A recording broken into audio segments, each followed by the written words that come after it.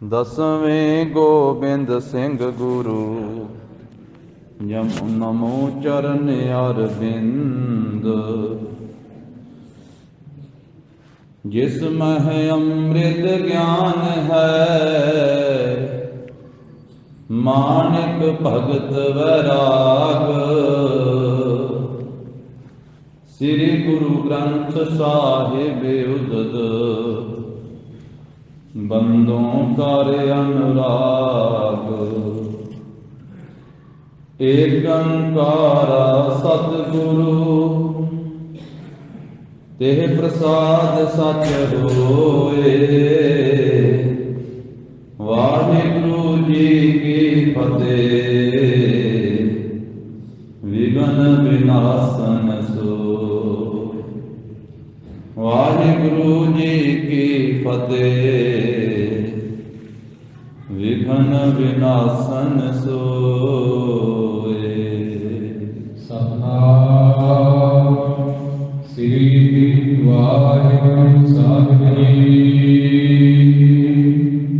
ਸਕਲ ਧਰਮ ਰਚਨ ਜੀਵੇ, ਟੋਟਨ ਵਾਲਾ ਹੋਏ ਬੁੱਧੀ ਕਢੀਰੇ। ਗਮਨਿ ਤਤ ਬਾਤ ਜਨਮਸੀ, ਚਿੰਤਾ ਆਸਲ ਤੇਰ ਭੂਤ ਜੈਸੀ। ਸਕਲ ਧਰਮ ਰਚਨ ਸ਼ਨ ਜੀਵੇ। ਵਾਹਿਗੁਰੂ ਜੀ ਕਾ ਖਾਲਸਾ, ਵਾਹਿਗੁਰੂ ਜੀ ਕੀ ਫਤਿਹ। ਦਸਾਂ ਪਾਤਸ਼ਾਹੀਆਂ ਦੀ ਜੋਤ, ਧੰਨ ਸ੍ਰੀ ਗੁਰੂ ਗ੍ਰੰਥ ਸਾਹਿਬ ਜੀ ਮਹਾਰਾਜ। ਸਤਿਗੁਰਾਂ ਦੀ ਅਪਰ ਅਪਾਰ ਬਖਸ਼ਿਸ਼ ਦਾ ਸਦਕਾ ਜਗਤ ਗੁਰੂ ਸ੍ਰੀ ਗੁਰੂ ਨਾਨਕ ਦੇਵ ਸਾਹਿਬ ਜੀ ਮਹਾਰਾਜ ਸਤਿਗੁਰਾਂ ਦੇ ਪਾਵਨ ਅਸਥਾਨ ਗੁਰਦੁਆਰਾ ਸ੍ਰੀ ਬੇਰ ਸਾਹਿਬ ਜੀ ਵਿਖੇ ਗੁਰੂ ਚਰਨਾਂ ਦੀ ਹਾਜ਼ਰੀ ਭਰ ਰਹੀ ਗੁਰੂ ਕੀ ਸਾਜੀ ਮਾਜੀ ਹੋਈ ਸਾਧ ਸੰਗਤ ਜੀ, ਸਤਿਗੁਰਾਂ ਨੇ ਕਿਰਪਾ ਕੀਤੀ ਹੈ, ਆਪਣੇ ਅੰਮ੍ਰਿਤਮਈ ਦੀਦਾਰ ਬਖਸ਼ਿਸ਼ ਕੀਤੇ। ਅੱਜ 7 ਤਰੀਕ ਹੈ ਸਾਧ ਸੰਗਤ ਜੀ। ਆਪਾਂ ਸਾਰੇ ਜਾਣਦੇ ਹਾਂ ਔਰ 9 ਤਰੀਕ ਨੂੰ ਕਲਗੀਧਰ ਪਾਤਸ਼ਾਹ ਜੀ ਦਾ ਪਾਵਨ ਪ੍ਰਕਾਸ਼ ਪੁਰਬ ਹੈ। ਅੰਗਰੇਜ਼ੀ ਤਰੀਕ 9 ਜਨਵਰੀ ਔਰ ਪੋਸ ਦੀ 7ਵੀਂ। ਐਤਕੀ ਪੋਸ ਦੀ 7ਵੀਂ ਦਾ ਦਿਹਾੜਾ ਜੋ ਹੈ ਉਹ 9 ਤਰੀਕ ਨੂੰ ਆ ਰਿਹਾ। ਭਾਵ ਗੁਰੂ ਸਾਹਿਬ ਜੀ ਦੇ ਪ੍ਰਕਾਸ਼ ਪੁਰਬ ਦੀ ਖੁਸ਼ੀ ਅੰਦਰ ਅੱਜ ਧੁਰਕੀ ਬਾਣੀ ਦੇ ਜਾਪ ਸ੍ਰੀ ਅਖੰਡ ਪਾਠ ਸਾਹਿਬ ਆਰੰਭ ਹੋਏ ਹਨ। ਕੱਲ ਨੂੰ ਮੱਧ ਦੀ ਅਰਦਾਸ ਤੇ ਪਰਸੋਂ ਨੂੰ ਭੋਗ ਸੰਪੂਰਨ ਹੋਣਾ। ਜਿੱਥੇ ਸਭ ਥਾਵਾਂ ਤੇ ਸਭ ਇਤਿਹਾਸਕ ਸਥਾਨਾਂ ਤੇ ਪਿੰਡਾਂ ਸ਼ਹਿਰਾਂ ਦੇ ਵਿੱਚ ਮਹਾਰਾਜ ਸਾਹਿਬ ਜੀ ਦਾ ਪ੍ਰਕਾਸ਼ ਪੁਰਬ ਮਨਾਇਆ ਜਾ ਰਿਹਾ ਹੈ, ਉੱਥੇ ਵਿਸ਼ੇਸ਼ ਕਰਕੇ ਉਸ ਧਰਤੀ ਤੇ ਜਿੱਥੇ ਗੁਰੂ ਸਾਹਿਬ ਜੀ ਨੇ ਪ੍ਰਕਾਸ਼ ਧਾਰਿਆ, ਸ੍ਰੀ ਪਟਨਾ ਸਾਹਿਬ ਦੀ ਧਰਤੀ, ਤਖਤ ਸ੍ਰੀ ਹਰਿਮੰਦਰ ਜੀ ਪਟਨਾ ਸਾਹਿਬ ਬਿਹਾਰ ਦੇ ਵਿੱਚ। ਔਰ ਥੋੜੀ ਜਿਹੀ ਬੇਨਤੀ ਮਹਾਰਾਜ ਸਾਹਿਬ ਜੀ ਦੇ ਪ੍ਰਕਾਸ਼ ਦੇ ਸੰਬੰਧ ਵਿੱਚ ਕਰਕੇ ਫਿਰ ਆਪਾਂ ਲੜੀਵਾਰ ਇਤਿਹਾਸ ਦੇ ਨਾਲ ਜੁੜਾਂਗੇ। ਜਗਤ ਗੁਰੂ ਸ੍ਰੀ ਗੁਰੂ ਨਾਨਕ ਦੇਵ ਸਾਹਿਬ ਜੀ ਮਹਾਰਾਜ, ਜਿਨ੍ਹਾਂ ਸਤਿਗੁਰਾਂ ਨੇ ਸੁਲਤਾਨਪੁਰ ਲੋਧੀ ਦੀ ਇਸ ਪਵਿੱਤਰ ਧਰਤੀ ਤੋਂ ਉਦਾਸੀਆਂ ਆਰੰਭ ਕੀਤੀਆਂ, ਭਾਈ ਬਾਲਾ ਜੀ, ਭਾਈ ਮਰਦਾਨਾ ਜੀ ਨੂੰ ਨਾਲ ਲੈ ਕਰਕੇ ਬਾਬੇ ਤਾਰੇ 4 ਚੱਕ 9 ਖੰਡ ਪ੍ਰਿਥਵੀ ਸੱਚਾ ਢੋਆ ਗੁਰਮੁਖ ਕਾਲ ਵਿੱਚ ਪ੍ਰਗਟ ਹੋਆ। ਔਰ ਜੀਵਾਂ ਨੂੰ ਤਾਰਦੇ ਜਦੋਂ ਸਤਿਗੁਰੂ ਜੀ ਪਟਨਾ ਸਾਹਿਬ ਪਹੁੰਚੇ ਸਨ, ਧੰਨ ਸ੍ਰੀ ਗੁਰੂ ਨਾਨਕ ਦੇਵ ਸਾਹਿਬ ਜੀ, ਤੇ ਪਟਨਾ ਸਾਹਿਬ ਸ਼ਹਿਰ ਤੋਂ ਬਾਹਰ ਪਹਿਲਾਂ ਤੇ ਇਕੱਲਾ ਪਟਨਾ ਹੀ ਕਿਹਾ ਜਾਂਦਾ ਸੀ, ਤੇ ਬਾਅਦ ਵਿੱਚ ਗੁਰਸਿੱਖ ਫਿਰ ਭਾਵਨਾ ਦੇ ਨਾਲ ਪਟਨਾ ਸਾਹਿਬ ਕਹਿਣ ਲੱਗੇ। ਕਲਗੀਧਰ ਪਾਤਸ਼ਾਹੀ ਦੇ ਵਿੱਚ ਅਵਤਾਰ ਧਾਰਨ ਤੋਂ ਬਾਅਦ ਤਾਂ ਜਿਸ ਵੇਲੇ ਮਹਾਰਾਜ ਸ਼ਹਿਰ ਤੋਂ ਬਾਹਰ-ਬਾਹਰ ਪਹੁੰਚੇ ਅਤੇ ਭਾਈ ਮਰਦਾਨਾ ਜੀ ਨੇ ਬੇਨਤੀ ਕੀਤੀ ਕਿ ਮਹਾਰਾਜ ਆਗਿਆ ਦਿਓ ਤੇ ਮੈਂ ਕੁਝ ਛਕਾਵਾਂ। ਸਤਿਗੁਰੂ ਕਹਿੰਦੇ ਮਰਦਾਨੇ ਅੱਗੇ ਬੜਾ ਵੱਡਾ ਸ਼ਹਿਰ ਵਸਦਾ ਹੈ, ਸ਼ਹਿਰ ਵਿੱਚ ਜਾ ਕੇ ਬਾਜ਼ਾਰ ਵਿੱਚੋਂ ਕੁਝ ਛਕਿਆ। ਮਹਾਰਾਜ ਬਾਜ਼ਾਰ ਵਿੱਚੋਂ ਤੇ ਮੁੱਲ ਹੀ ਮਿਲਣਾ ਸਭ ਕੁਝ, ਮੈਂ ਕਿਹੜਾ ਕੁਝ ਪੱਲੇ ਬੰਨਿਆ ਹੋਇਆ, ਕੁਝ ਪੱਲੇ ਤਾਂ ਬੰਨਿਆ ਨਹੀਂ ਹੋਇਆ। ਸਤਿਗੁਰੂ ਕਹਿੰਦੇ ਮਰਦਾਨਿਆਂ ਪੱਲੇ ਬੰਨਣਾ ਚਾਹੁੰਦਾ ਹੈ, ਜਿੱਥੇ ਗਰੀਬ ਨਵਾਜ਼ ਜਾ ਰਹੇ ਸੀ ਉੱਥੇ ਹੀ ਚਰਨਾਂ ਦੇ ਨਾਲ ਥੋੜੀ ਜਿਹੀ ਰੇਤਾ ਪਾਸੇ ਕੀਤੀ ਤੇ ਉਹਦੇ ਵਿੱਚੋਂ ਮਹਾਰਾਜ ਨੇ ਇੱਕ ਲਾਲ ਦੇ ਦਿੱਤਾ, ਕੱਢ ਕੇ ਲਾਲ। ਕਹਿੰਦੇ ਲੈ ਮਰਦਾਨਿਆਂ ਜੇ ਪੱਲੇ ਬੰਨਣਾ ਚਾਹੁੰਦਾ ਤੇ ਆ ਲਾਲ ਲੈ। ਉਹ ਲਾਲ ਫੜਿਆ ਭਾਈ ਮਰਦਾਨਾ ਜੀ ਨੇ ਤੇ ਗਰੀਬ ਨਵਾਜ਼ ਜਗਤ ਗੁਰੂ ਜੀ ਕਹਿਣ ਲੱਗੇ ਮਰਦਾਨਿਆਂ ਇਹ ਬੜਾ ਕੀਮਤੀ ਲਾਲ ਆ, ਐਵੇਂ ਨਾ ਦੇ ਆਵੀਂ ਕਿਤੇ ਸਸਤਾ ਹੈ, ਬਹੁਤ ਕੀਮਤੀ ਆ।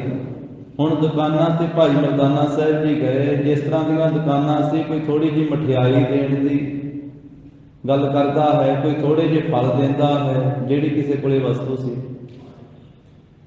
ਭਾਈ ਮਰਦਾਨਾ ਸਾਹਿਬ ਜੀ ਵਾਪਸ ਆ ਜਾਂਦੇ ਬਾਬਾ ਜੀ ਦੇ ਪਾਸ, ਕਹਿੰਦੇ ਮਹਾਰਾਜ ਤੁਸੀਂ ਕਹਿੰਦੇ ਬੜਾ ਕੀਮਤੀ ਲਾਲ ਵਾਰ ਤੇ ਦੁਕਾਨਦਾਰ ਤੇ ਜਿਹੜੇ ਮਠਿਆਈ ਵਾਲੀ ਦੁਕਾਨ ਨੂੰ ਥੋੜੀ ਜਿਹੀ ਮਠਿਆਈ ਦਿੰਦਾ ਹੈ, ਫਲਾਂ ਵਾਲੀ ਦੁਕਾਨ ਥੋੜੇ ਜਿਹੇ ਫਲ ਦਿੰਦਾ ਹੈ। ਉਹ ਕਹਿੰਦੇ ਅਸੀਂ ਇਹਦਾ ਕੀ ਕਰਨਾ ਹੈ, ਲਿਆ ਦੇ ਦੇ ਚਮਕਦਾ ਪੱਥਰ ਜਿਹਾ ਚੱਲ ਇੱਥੇ ਰੱਖ ਲਵਾਂਗੇ। ਮਹਾਰਾਜ ਕਹਿੰਦੇ ਮਰਦਾਨਿਆਂ ਵਸਤੂ ਕਿੰਨੀ ਵੀ ਕੀਮਤੀ ਹੋਵੇ ਨਾ, ਜੇ ਉਹਨੂੰ ਜਾਣਨ ਵਾਲਾ ਨਹੀਂ, ਉਹਨੂੰ ਸਿਆਣਨ ਵਾਲਾ ਨਹੀਂ, ਉਹਨੂੰ ਪਰਖਣ ਵਾਲਾ ਨਹੀਂ, ਉਹਨੂੰ ਸਮਝਣ ਵਾਲਾ ਨਹੀਂ ਤੇ ਉਹਦੀ ਕਦਰ ਨਹੀਂ ਪੈਂਦੀ। ਵਸਤੂ ਦੀ ਕੀਮਤ ਉੱਥੇ ਪੈਂਦੀ ਜਿੱਥੇ ਉਹਨੂੰ ਜਾਣਨ ਵਾਲੇ ਹੋਣ, ਉਹਦੀ ਪਛਾਣ ਵਾਲੇ ਹੋਣ। ਜਿਨ੍ਹਾਂ ਕੋਲੇ ਮਰਦਾਨਿਆਂ ਤੋਂ ਲੈ ਕੇ ਗਿਆ ਉਹਨਾਂ ਨੂੰ ਪਤਾ ਹੀ ਨਹੀਂ ਵੀ ਇਹ ਕੀ, ਉਹਨਾਂ ਪੱਥਰ ਹੀ ਸਮਝਿਆ, ਪਰ ਇਹ ਤਾਂ ਕੀਮਤੀ ਲਾਲ। ਇਸ ਸ਼ਹਿਰ ਦੇ ਵਿੱਚ ਸਾਲਸਰਾਏ ਦਾ ਘਰ ਪੁੱਛ ਕੇ ਜਾ, ਉਹ ਇਸ ਨੂੰ ਪਰਖੇਗਾ, ਉਹ ਇਹਨੂੰ ਜਾਣੇਗਾ। ਅੰਤਰਜਾਮੀ ਜਗਤ ਗੁਰੂ ਜੀ ਨੇ ਜਦੋਂ ਦੱਸਿਆ, ਭਾਈ ਮਰਦਾਨਾ ਸਾਹਿਬ ਜੀ ਫੇਰ ਪੜਨੇ ਸ਼ਹਿਰ ਵਿੱਚ ਗਏ। ਲੋਕਾਂ ਤੋਂ ਪੁੱਛਿਆ ਕਿ ਮੈਂ ਸਾਲਸਰਾਏ ਜੌਹਰੀ ਦੇ ਘਰੇ ਜਾਣਾ ਵਾ, ਸਾਲਸਰਾਏ ਜੌਹਰੀ ਦਾ ਘਰ ਕਿੱਥੇ ਹੈ? ਕਿਸੇ ਨੇ ਦੱਸਿਆ ਉਹ ਸਾਹਮਣੇ ਜਿਹੜਾ ਵੱਡਾ ਮਹਿਲ ਹੈ ਨਾ, ਵੱਡੀ ਹਵੇਲੀ ਹੈ, ਉਹ ਸਾਲਸਰਾਏ ਦੀ ਹਵੇਲੀ ਹੈ। ਜਾ ਦਰਵਾਜ਼ਾ ਖੜਕਾਇਆ, ਨੌਕਰ ਨੇ ਦਰਵਾਜ਼ਾ ਖੋਲ੍ਹਿਆ, ਆਖਿਆ ਜੀ ਮੈਂ ਕੋਈ ਲਾਲ ਵੇਚਣ ਵਾਸਤੇ ਆਇਆ ਹਾਂ, ਸਾਲਸਰਾਏ ਜੌਹਰੀ ਨੂੰ ਮਿਲਣਾ। ਬੁਲਾਇਆ, ਸਾਲਸਰਾਏ ਆਇਆ ਆਪਣੇ ਘਰੋਂ ਬਾਹਰ ਵਿਹੜੇ ਦੇ ਵਿੱਚ। ਭਾਈ ਮਰਦਾਨਾ ਜੀ ਨੇ ਲਾਲ ਉਹਨਾਂ ਨੂੰ ਦਿੱਤਾ, ਜੀ ਮੈਂ ਲਾਲ ਵੇਚਣ ਵਾਸਤੇ ਆਇਆ। ਫੜ ਕੇ ਆਪਣੇ ਅੰਦਰ ਲੈ ਜਾਂਦਾ ਹੈ, ਲਿਜਾ ਕੇ ਤੇ ਥਾਲੀ ਦੇ ਵਿੱਚ ਹੀ ਲਾਲ ਰੱਖਿਆ ਤੇ ਨਾਲ ਚਾਂਦੀ ਦਾ 101 ਰੁਪਈਆ ਰੱਖਿਆ, ਰੱਖ ਕੇ ਤੇ ਲਿਆ ਕੇ ਫਿਰ ਵਾਪਸ ਭਾਈ ਮਰਦਾਨਾ ਜੀ ਨੂੰ ਦੇ ਦਿੰਦੇ। ਭਾਈ ਸਾਹਿਬ ਕਹਿੰਦੇ ਜੀ ਤੁਸੀਂ ਖਰੀਦਿਆ ਨਹੀਂ? ਕਹਿਣ ਲੱਗੇ ਨਹੀਂ ਖਰੀਦਿਆ ਨਹੀਂ, ਇਹ ਬਹੁਤ ਜ਼ਿਆਦਾ ਕੀਮਤੀ ਹੈ ਤੇ ਇਹ ਜਿਹੜੇ ਪੈਸੇ ਤੁਸੀਂ ਦਿੱਤੇ, ਕਹਿੰਦੇ ਇਹ ਤਾਂ ਇਹਦੀ ਦਰਸ਼ਨੀ ਭੇਟ ਆਈ ਹੈ, ਇਹਦੇ ਵੇਖਣ ਦੀ ਭੇਟ ਆਈ ਹੈ। ਸਾਨੂੰ ਜਿਨ੍ਹਾਂ ਨੇ ਜੌਹਰੀ ਪੁਣਾ ਉਸਤਾਦਾਂ ਨੇ ਸਿਖਾਇਆ ਹੈ, ਸਾਲਸਰਾਏ ਨੇ ਆਖਿਆ, ਉਹਨਾਂ ਨੇ ਆਖਿਆ ਇਸ ਕਿਸਮ ਦਾ ਲਾਲ ਮਿਲੇ ਤੇ ਖਰੀਦਣ ਦੀ ਗੱਲ ਬਾਅਦ ਵਿੱਚ ਕਰਿਓ, ਪਹਿਲਾਂ ਵੇਖਣ ਦੀ 101 ਰੁਪਈਆ ਭੇਟਾ ਦਿਆ। ਉਹਨਾਂ ਦਿਨਾਂ ਵਿੱਚ 101 ਰੁਪਈਆ ਸਾਲਸਰਾਏ ਨੇ ਵੇਖਣ ਦੀ ਭੇਟਾ ਹੀ ਦਿੱਤੀ ਸੀ ਉਸ ਲਾਲ। ਭਾਈ ਮਰਦਾਨਾ ਜੀ ਬੜੇ ਖੁਸ਼ ਤੇ ਵਾਪਸ ਮੁੜੇ ਆਉਂਦੇ। ਆ ਕੇ ਬਾਬਾ ਜੀ ਨੇ ਦੱਸਿਆ ਜਗਤ ਗੁਰੂ ਜੀ ਨੂੰ, ਮਹਾਰਾਜ ਇਹ ਜੌਹਰੀ ਨੇ ਤਾਂ ਵੇਖਣ ਦੀ 101 ਰੁਪਈਆ ਭੇਟਾ ਦੇ ਦਿੱਤੀ, ਉਹਨੇ ਖਰੀਦਿਆ ਵੀ ਨਹੀਂ। ਤੇ ਮਹਾਰਾਜ ਕਹਿਣ ਲੱਗੇ ਮਰਦਾਨਿਆਂ ਜੇ ਖਰੀਦਿਆ ਨਹੀਂ ਤੇ ਪੈਸੇ ਨਹੀਂ ਆਪਾਂ ਰੱਖਣੇ, ਜਾ ਉਹਨੂੰ ਦੇ ਕੇ ਆ। ਫਿਰ ਭਾਈ ਸਾਹਿਬ ਭਾਈ ਮਰਦਾਨਾ ਜੀ ਫੇਰ ਵਾਪਸ ਜਾਂਦੇ ਆ, ਉਹ ਲੈਂਦਾ ਨਹੀਂ। 7 ਗੇੜੇ ਮਾਰੇ ਸੀ ਭਾਈ ਮਰਦਾਨੇ ਨੇ ਇੱਧਰੋਂ ਉੱਧਰ, 7 ਗੇੜੇ। ਆਖਰਕਾਰ ਜੌਹਰੀ ਦੇ ਮਨ ਦੇ ਵਿੱਚ ਆਇਆ ਵੀ ਐਸਾ ਕੌਣ ਹੈ ਜਿਹੜਾ 101 ਰੁਪਈਆ ਨਹੀਂ ਰੱਖਦਾ ਪਿਆ। ਅੱਜ ਦੇ ਲੱਖਾਂ ਵਰਗਾ, ਕਰੋੜਾਂ ਰੁਪਏ ਵਰਗਾ ਸੀ ਉਦੋਂ ਦਾ 101 ਰੁਪਈਆ। ਫਿਰ ਆਪਣੇ ਨੌਕਰ ਅਧਰੱਕੇ ਨੂੰ ਨਾਲ ਲਿਆ ਤੇ ਫਲਾਂ ਵਾਲੀ ਟੋਕਰੀ ਜੋ ਕੁਝ ਉਹਨੇ ਭੇਟ ਕਰਨਾ ਸੀ ਉਹਦੇ ਸਿਰ ਤੇ ਚੁਕਾਇਆ ਤੇ ਸਾਲਸਰਾਏ ਜਿਹੜਾ ਜੌਹਰੀ ਹੈ ਨਾ, ਉਹ ਬਾਬਾ ਜੀ ਦੇ ਕੋਲੇ ਸ਼ਹਿਰੋਂ ਬਾਹਰ ਚੱਲ ਕੇ ਆਇਆ। ਮਹਾਰਾਜ ਨੂੰ ਆ ਕੇ ਮੱਥਾ ਟੇਕਿਆ, ਉਹਦੇ ਨੌਕਰ ਨੇ ਵੀ ਫਲ ਰੱਖ ਕੇ ਮੱਥਾ ਟੇਕਿਆ। ਨੌਕਰ ਦਾ ਨਾਂ ਸੀ ਅਧਰੱਕਾ, ਸਾਲਸਰਾਏ ਜੌਹਰੀ ਦੇ ਨੌਕਰ ਦਾ ਨਾਂ। ਜਦੋਂ ਨਮਸਕਾਰ ਕਰਕੇ ਗੁਰੂ ਸਾਹਿਬ ਜੀ ਦੇ ਪਾਸ ਬੈਠਾ ਤੇ ਸਤਿਗੁਰੂ ਜੀ ਨੇ ਪਹਿਲਾ ਹੀ ਭਜਨ ਕੀਤਾ, ਸਾਲਸਰਾਏ ਤੂੰ ਜੌਹਰੀ ਆਪਣਾ ਮੂਲ ਪਛਾਣ। ਮਹਾਰਾਜ ਕਹਿੰਦੇ ਜੌਹਰੀਆ ਤੈਨੂੰ ਹੀਰਿਆਂ ਤੇ ਲਾਲਾਂ ਦੀ ਪਰਖ ਕਰਨ ਦੀ ਬੜੀ ਜਾਚ ਆ, ਬੜਾ ਢੰਗ ਤਰੀਕਾ ਤੂੰ ਪਰਖ ਲੈਣਾ ਕਿ ਇਹ ਕਿਹੜੀ ਕਿਸਮ ਦਾ ਹੀਰਾ, ਕਿਹੜੀ ਕਿਸਮ ਦਾ ਲਾਲ। ਤੇ ਇਹ ਮਾਨਸ ਜਨਮ ਵੀ ਇੱਕ ਲਾਲ ਪ੍ਰਾਪਤ ਹੋਇਆ। ਜੌਹਰੀਆ ਮਾਨਸ ਜਨਮ ਨੂੰ ਪਰਖਿਆ ਹੀ ਵੀ ਇਹ ਕਿੰਨਾ ਕੁ ਕੀਮਤੀ ਹੈ। ਉਹਨੇ ਆਖਿਆ ਮਹਾਰਾਜ ਕਦੀ ਮੈਨੂੰ ਉਸਤਾਦ ਮਿਲੇ ਸੀ ਕਿ ਉਹਨਾਂ ਨੇ ਇਹ ਪੱਥਰ ਇਹ ਹੀਰੇ ਲਾਲ ਪਰਖਣ ਦੀ ਜਾਚ ਸਿਖਾਈ।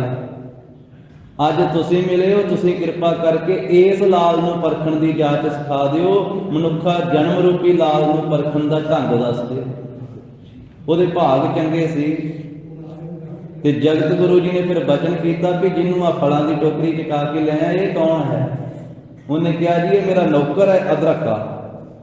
ਤੇ ਸਤਿਗੁਰੂ ਕਹਿੰਦੇ ਇਹਦੇ ਪੈਰਾਂ ਦੇ ਉੱਤੇ ਸਿਰ ਰੱਖ ਕੇ ਮੱਥਾ ਟੇਕ, ਇਹਦੇ ਪੈਰਾਂ ਦੇ ਉੱਤੇ ਸਿਰ ਰੱਖ ਕੇ ਮੱਥਾ ਟੇਕ। ਪਟਨੇ ਸ਼ਹਿਰ ਦਾ ਸਭ ਤੋਂ ਅਮੀਰ ਬੰਦਾ ਸੀ ਸਾਲਸਰਾਏ ਜੌਹਰੀ, ਸਭ ਤੋਂ ਅਮੀਰ ਬੰਦਾ। ਤੇ ਬੜੀ ਔਖੀ ਗੱਲ ਹੁੰਦੀ ਆ ਆਪਣੇ ਨੌਕਰ ਦੇ ਪੈਰਾਂ ਤੇ ਸਿਰ ਰੱਖ ਕੇ ਮੱਥਾ ਟੇਕਣਾ। ਇੱਥੇ ਤਾਂ ਲੋਕ ਨੌਕਰਾਂ ਦੇ ਨਾਲ ਬੋਲਦੇ ਚੱਜ ਤਰ੍ਹਾਂ ਨਹੀਂ ਗਏ, ਪਰ ਮੱਥਾ ਟੇਕਣਾ। ਭਾਈ ਗੁਰਦਾਸ ਸਾਹਿਬ ਜੀ ਨੇ ਆਖਿਆ ਨਾ ਉਲਟਾ ਖੇਡ ਪਿਰਮਦਾ ਪੈਰਾਂ ਉੱਪਰ ਸੀਸ ਨਵਾਇਆ। ਜਗਤ ਗੁਰੂ ਜੀ ਨੇ ਸਿਰ ਪੈਰਾਂ ਉੱਤੇ ਝੁਕਾਏ। ਤਾਂ ਉਸ ਵੇਲੇ ਫਿਰ ਉਹ ਜੌਹਰੀ ਨੇ ਆਪਣੇ ਨੌਕਰ ਦੇ ਪੈਰਾਂ ਦੇ ਉੱਤੇ ਸਿਰ ਰੱਖ ਕੇ ਮੱਥਾ ਟੇਕਿਆ। ਉਹਦੇ ਕਿੱਡੇ ਵੱਡੇ ਭਾਗ ਸੀ, ਬਾਬਾ ਜੀ ਦਾ ਹਰੇਕ ਬਚਨ ਮੰਨੀ ਜਾਂਦਾ। ਜਦੋਂ ਉਹਦੇ ਅੰਦਰ ਐਸੀ ਨਿਮਰਤਾ ਆਈ, ਐਸਾ ਭਾਵ ਆਇਆ, ਤੇ ਮਹਾਰਾਜ ਸਾਹਿਬ ਜੀ ਨੇ ਫਿਰ ਉਹਨੂੰ ਬਖਸ਼ਿਸ਼ ਕਰਕੇ ਗਿਆਨ ਬਖਸ਼ ਦਿੱਤਾ। ਉਹਦੇ ਤੇ ਆਪਣੀ ਰਹਿਮਤ ਦੀ ਨਿਗਾਹ ਕੀਤੀ ਉਸ ਜੌਹਰੀ ਦੇ ਉੱਤੇ। ਫਿਰ ਉਹਨੇ ਬੇਨਤੀ ਕੀਤੀ ਮਹਾਰਾਜ ਹੁਣ ਕਿਰਪਾ ਕਰੋ, ਇੱਥੇ ਬਾਹਰ ਹੀ ਬੈਠੇ ਰਹਿਣਾ, ਤੁਹਾਡਾ ਬਖਸ਼ਿਆ ਹੋਇਆ ਬੜਾ ਵੱਡਾ ਘਰ ਵਾ, ਤੇ ਘਰੇ ਚੱਲੋ। ਫਿਰ ਧੰਨ ਸ੍ਰੀ ਗੁਰੂ ਨਾਨਕ ਸਾਹਿਬ ਮਹਾਰਾਜ ਜੀ ਨੂੰ ਸਾਲਸਰਾਏ ਜੌਹਰੀ ਆਪਣੇ ਘਰ ਵਿੱਚ ਲੈ ਕੇ ਗਿਆ। ਭਾਈ ਬਾਲਾ ਜੀ ਭਾਈ ਮਰਦਾਨਾ ਜੀ ਮਹਾਰਾਜ ਦੇ ਨਾਲ ਗਏ ਤੇ ਕਿੰਨੇ ਦਿਨ ਉਹਦੇ ਘਰੇ ਰਹਿ ਕਰੇ ਉਹਦੇ ਹਵੇਲੀ ਦੇ ਵਿੱਚ ਕੀਰਤਨ ਕੀਤਾ ਮਹਾਰਾਜ। ਉਹ ਸੇਵਾ ਕਰਦਾ ਰਿਹਾ, ਆਲੇ ਦੁਆਲੇ ਦੀ ਸ਼ਹਿਰ ਦੀ ਸੰਗਤ ਜੁੜਦੀ ਰਹੀ, ਸ਼ਬਦ ਦਾ ਪ੍ਰਵਾਹ ਚੱਲਿਆ, ਗੁਰੂ ਕੇ ਦਰਸ਼ਨ ਸੰਗਤਾਂ ਨੇ ਕੀਤੇ, ਉੱਥੇ ਲੰਗਰ ਵੀ ਚੱਲ ਪਿਆ। ਹੁਣ ਜਦੋਂ ਜਾਣ ਲੱਗੇ ਮਹਾਰਾਜ ਕਹਿੰਦੇ ਹੁਣ ਜੌਹਰੀਆ ਸਾਨੂੰ ਜਾਣ ਵੀ ਦੇ, ਅਸੀਂ ਅੱਗੇ ਵੀ ਜਾਣਾ, ਹੋਰ ਸੰਸਾਰ ਨੂੰ ਉਪਦੇਸ਼ ਦੇਣਾ।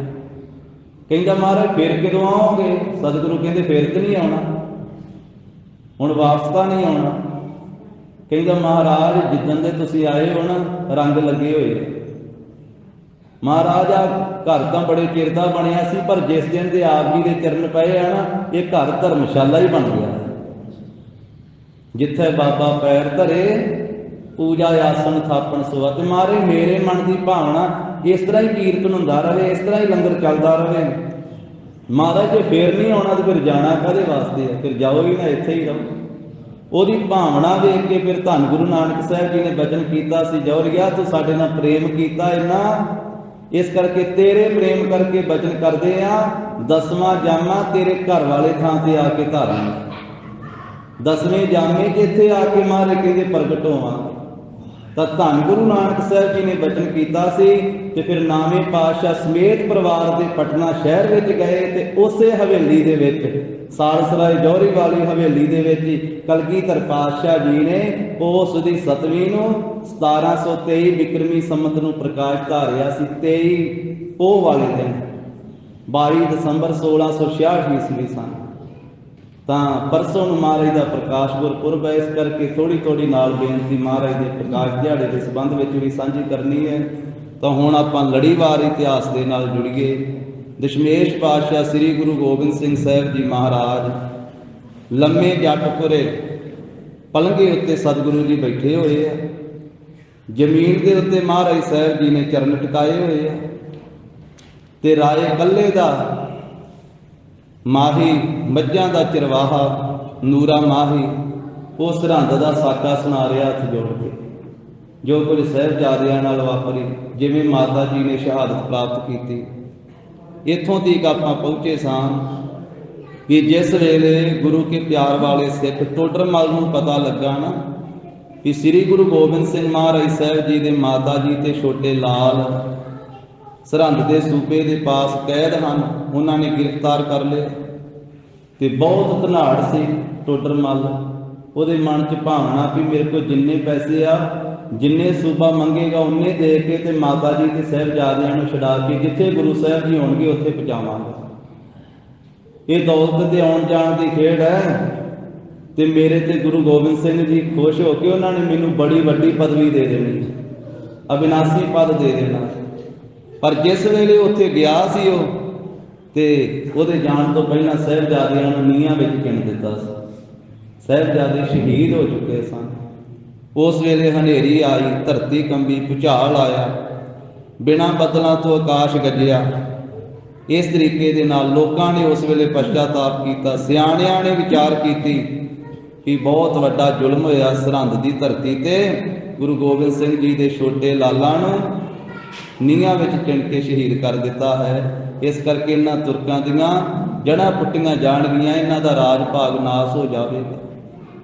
इत्थों अगे लड़ीवार गाथा जिवें नूरा माई सुना रहा है।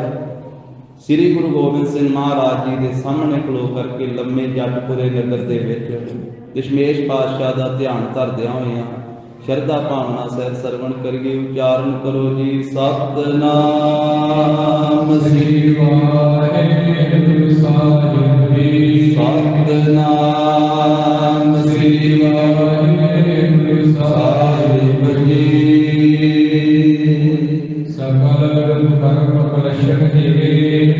सारे लोगों ने ये बहुत वड्डा कुकर्म ते कुलक्षण माड़े लक्षण वेखे। ये हनेरी आई है, भुचाल आया है, ये आकाश के विच बिना बदलों तो गरज हुई है। तो उस वेले सब ने ये सब कुछ वेख्या है।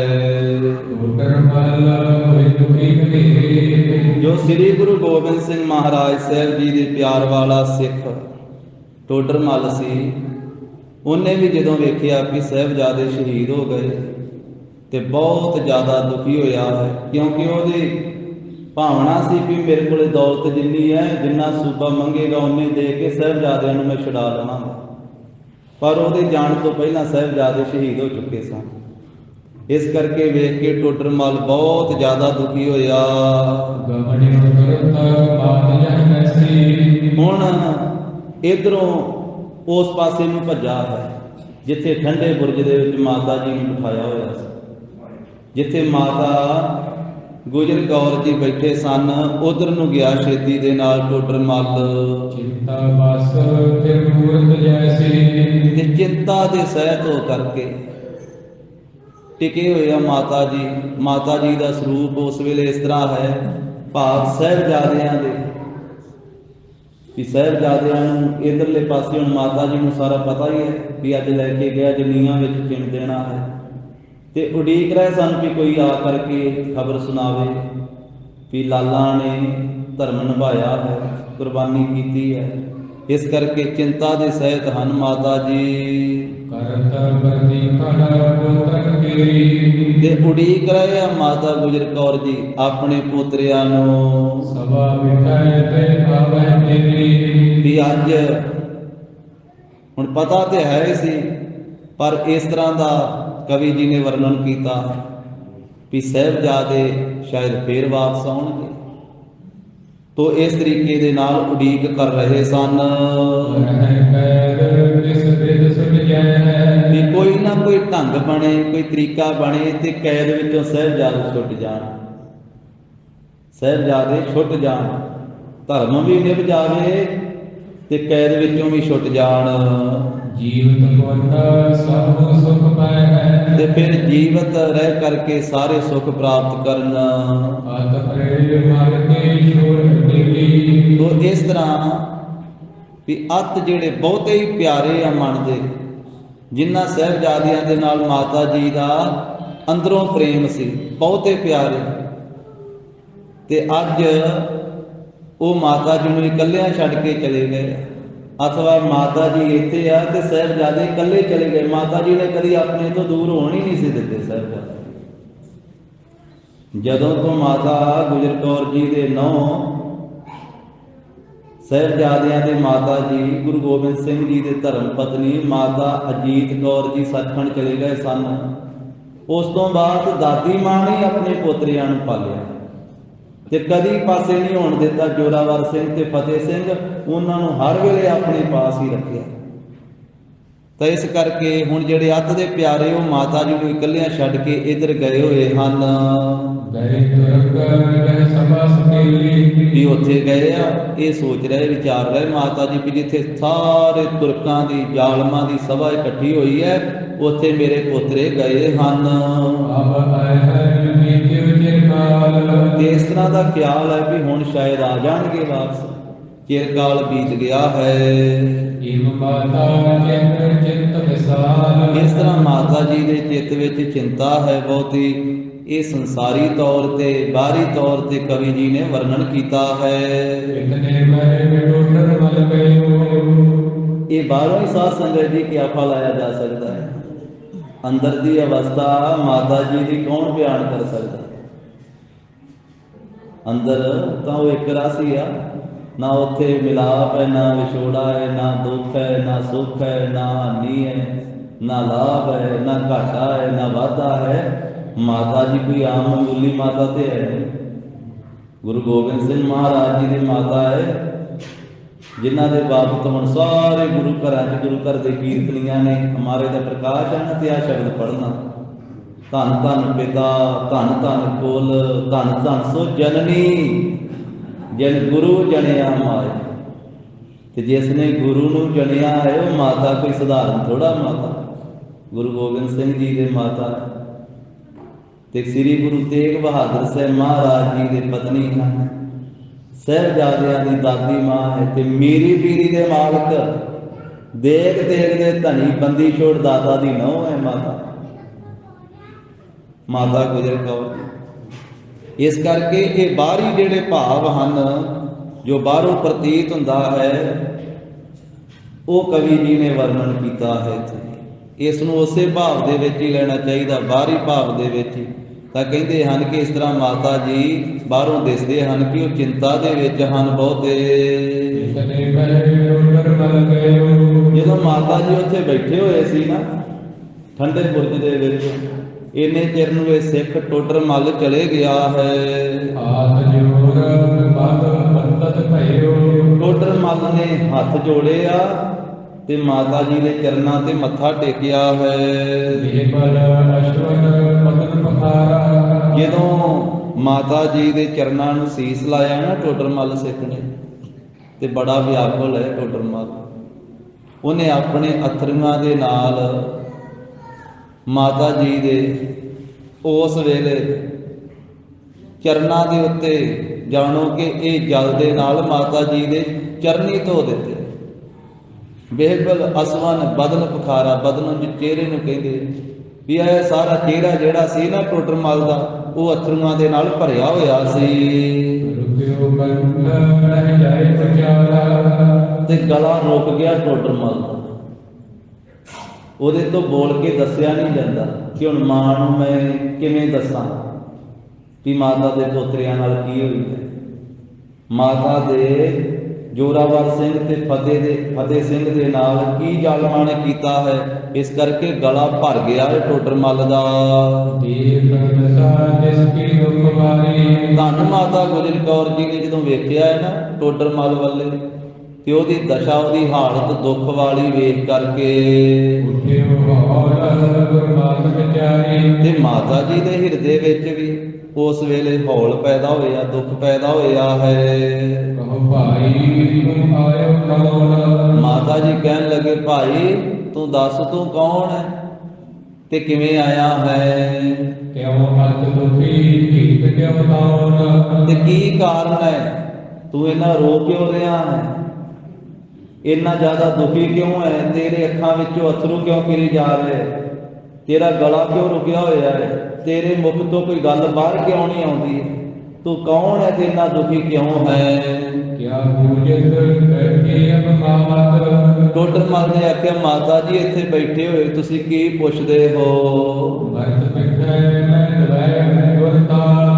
ਮਾਤਾ ਜੀ मैं श्री गुरु गोबिंद सिंह महाराज के दोवें पुत्र शहीद होए वेख के आया। जालमा ने तुहाडे पोतरियां नूं नीहां विच चिण दिता ते फिर उन्हां दे सीस धड़ तो वखरे कर दिते। माता जी मैं गुरु दे दोवें लालां नूं शहीद होया नूं मैं वेख के आया हाँ। जीवत रहे हो वड्डी शक्ति। पर माता जी मैं इस जुल्म नूं वेख करके हले भी जिउंदा रह गया। ये सब कुछ वेख के मेरा अंदर फट जाना चाहिए सी, मेरी छाती पाड़ जानी चाहिए सी, पर पता नहीं मैं क्यों झल के जिउंदा तुहाडे कोले आ गया हाँ। माता जी ये जिहड़ी खबर मैं तुहानूं सुनाउण वास्ते आया हाँ, मेरी छाती फट जानी चाहिए सी, मैं जिउंदा किवें रह गया।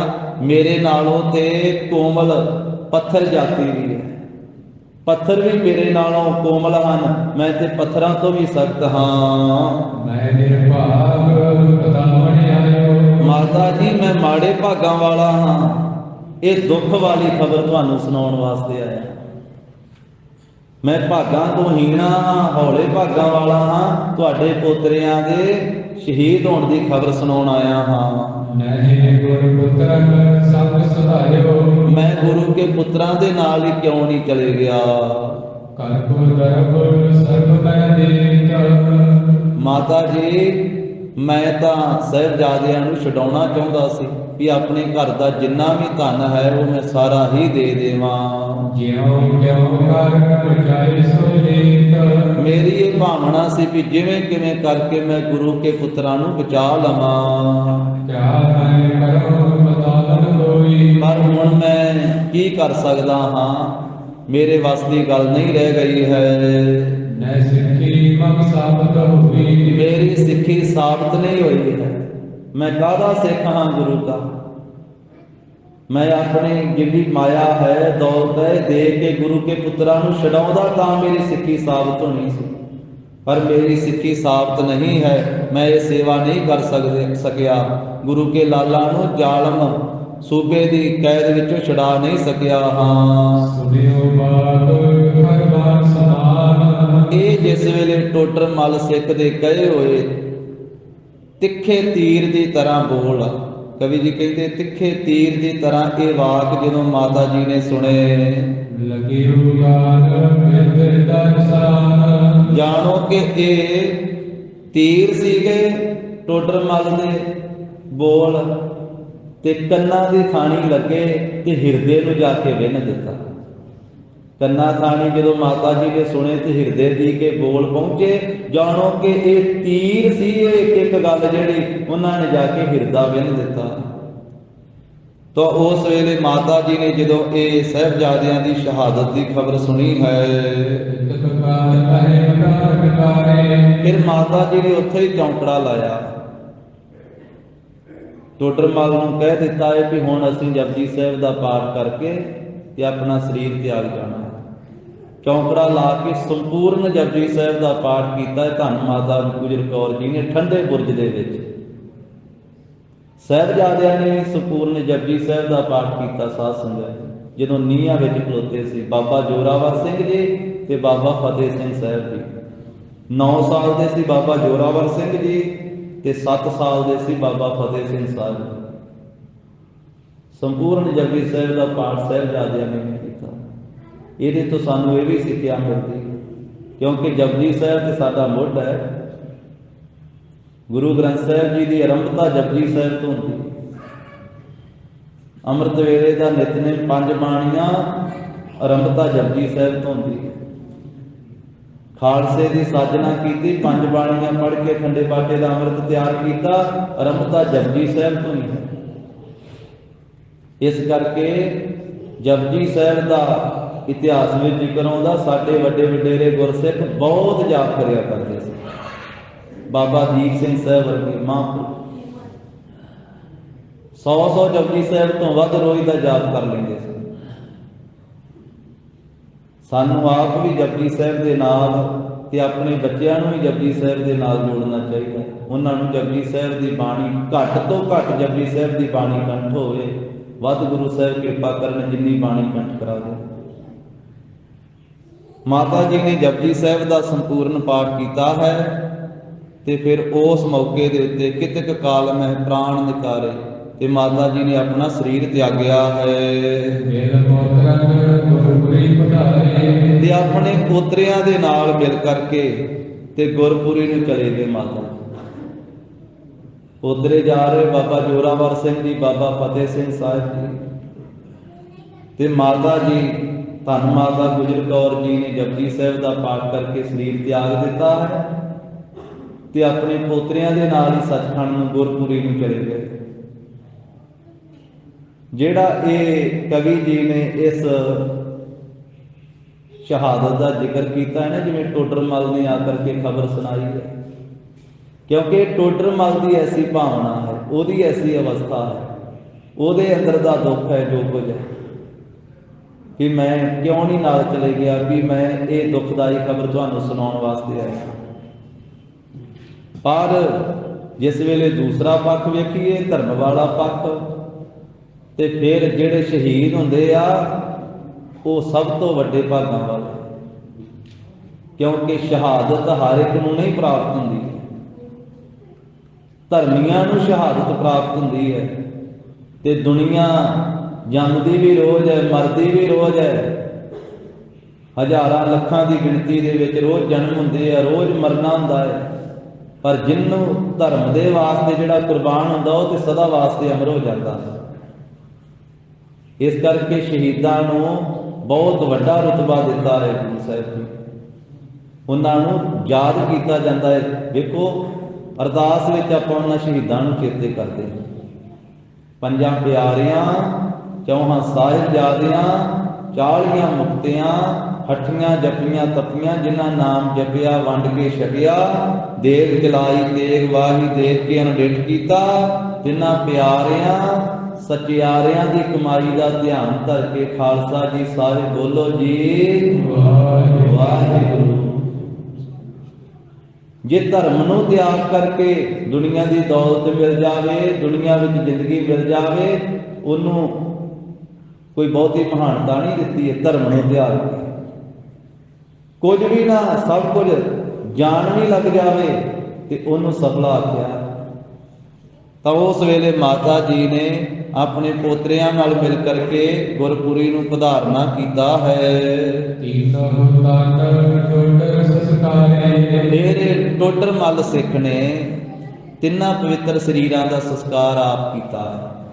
ਟੋਡਰਮਲ ਸਰਹੰਦ ਦੇ ਸੂਬੇ ਨੇ ਆਖਿਆ ਸੀ ਜਿੰਨੀ ਜਗ੍ਹਾ ਵਿੱਚ ਸੰਸਕਾਰ ਕਰਨਾ ਹੈ ਮੋਹਰਾਂ ਵਿਛਾ ਕੇ ਥਾਂ ਲੈਣਾ। ਜਦੋਂ ਮੋਹਰਾਂ ਵਿਛਾਉਣ ਲੱਗਾ ਸੀ ਉਹਨੇ ਕਿਹਾ ਇਸ ਤਰ੍ਹਾਂ ਨਹੀਂ, ਖੜੀਆਂ ਕਰਕੇ ਮੋਹਰਾਂ ਵਿਛਾ। ਫਿਰ ਇੱਕ ਨਾਲ ਇੱਕ ਮੋਹਰ ਸੋਨੇ ਦੀ ਖੜੀ ਕਰਕੇ ਤੇ ਫਿਰ ਉਹ ਥਾਂ ਉਹਨਾਂ ਜਿਹੜਾ ਲਿਆ ਤੇ ਉੱਥੇ ਮਾਤਾ ਜੀ ਦਾ ਪਵਿੱਤਰ ਸਰੀਰ ਤੇ ਬਾਬਾ ਜੋਰਾਵਰ ਸਿੰਘ ਤੇ ਬਾਬਾ ਫਤਿਹ ਸਿੰਘ ਸਾਹਿਬ ਜੀ ਦੇ ਪਾਵਨ ਸਰੀਰ ਲਿਆ ਕੇ ਰੱਖੇ। ਅੰਗੀਠਾ ਚਿਣਿਆ, ਚਿਖਾ ਤਿਆਰ ਕਰਕੇ ਤੇ ਟੋਡਰਮਲ ਨੇ ਇਹ ਸੇਵਾ ਕੀਤੀ। ਪਾਸ ਬੈਠ ਕੇ ਬਾਣੀ ਵੀ ਪੜ੍ਹੀ। ਸ੍ਰੀ ਜੋਤੀ ਸਰੂਪ ਸਾਹਿਬ ਵਾਲਾ ਸਥਾਨ, ਸ੍ਰੀ ਫਤਿਹਗੜ੍ਹ ਸਾਹਿਬ ਦੀ ਧਰਤੀ ਤੇ। ਤਾਂ ਇਸ ਤਰ੍ਹਾਂ ਕਹਿੰਦੇ ਹਨ ਕਿ ਟੋਡਰਮਲ ਨੇ ਫਿਰ ਤਿੰਨਾਂ ਹੀ ਸਰੀਰਾਂ ਦਾ ਸੰਸਕਾਰ ਕੀਤਾ ਤੇ ਫਿਰ ਫੁੱਲ ਇਕੱਠੇ ਕਰਕੇ, ਭਾਵ ਸਾਰਾ ਅੰਗੀਠਾ ਇਕੱਠਾ ਕਰਕੇ ਉਹ ਭਾਂਡੇ ਦੇ ਵਿੱਚ ਪਾਉਣਾ ਕੀਤਾ ਹੈ। ਸਾਰਿਆਂ ਸਿੱਖਾਂ ਨੇ ਮਿਲ ਕਰਕੇ ਉਸੇ ਥਾਂ ਦੇ ਉੱਤੇ ਧਰਤੀ ਵਿੱਚ ਦੱਬ ਦਿੱਤੇ।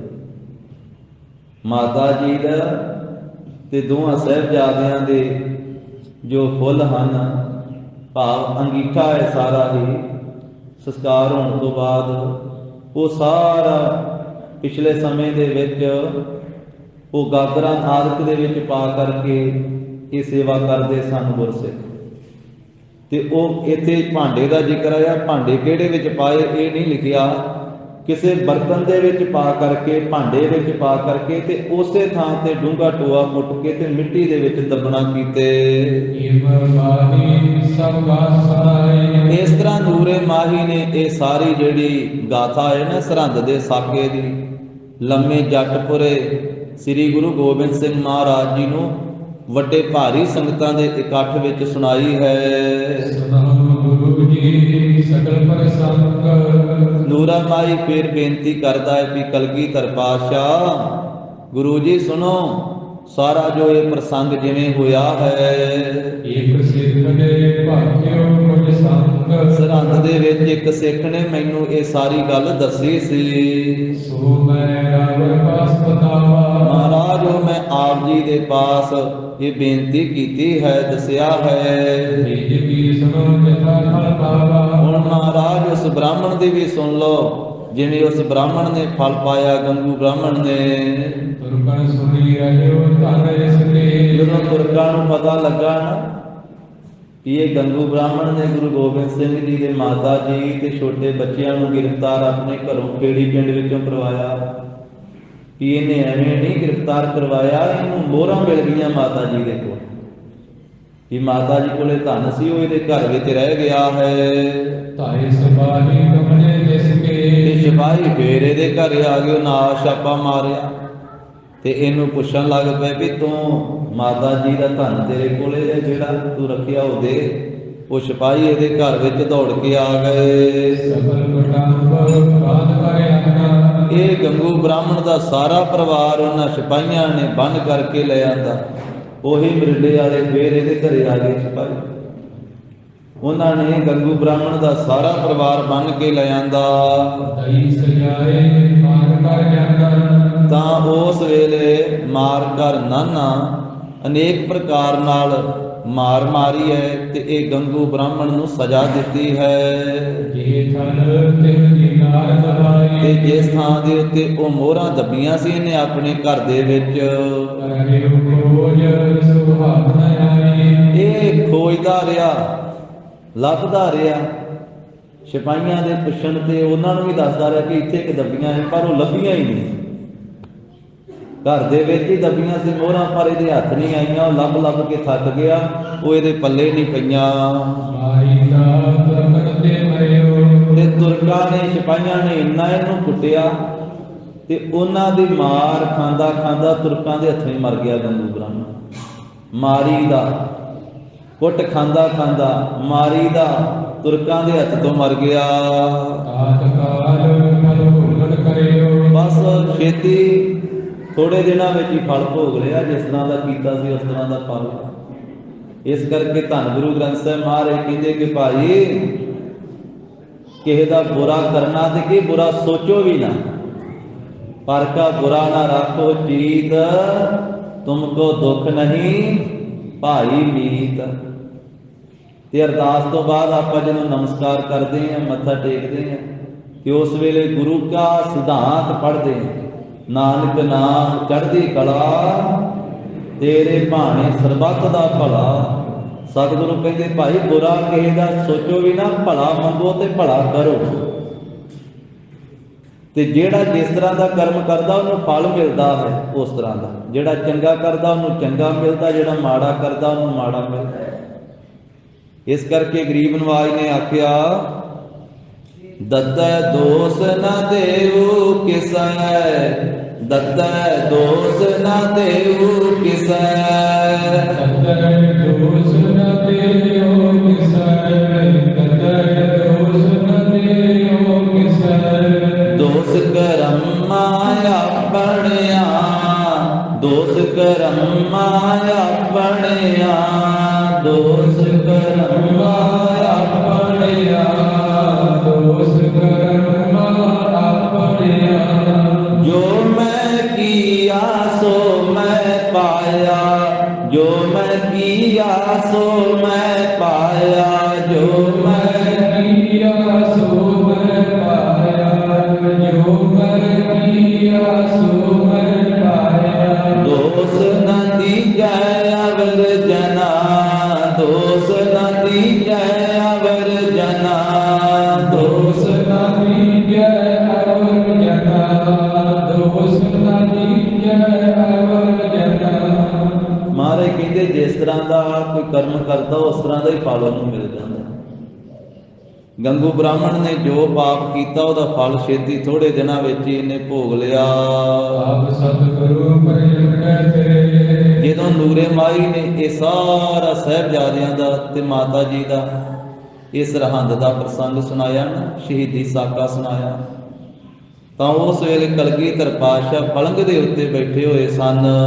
ਦੋਨੋਂ ਚਰਨ ਧਰਾ ਪਰ ਧਰੇ। ਦੋਵੇਂ ਚਰਨ ਮਹਾਰਾਜ ਨੇ ਧਰਤੀ ਦੇ ਉੱਤੇ ਰੱਖੇ ਹੋਏ ਸੀ ਤੇ ਪਲੰਗ ਤੇ ਬੈਠੇ ਹੋਏ ਸਨ।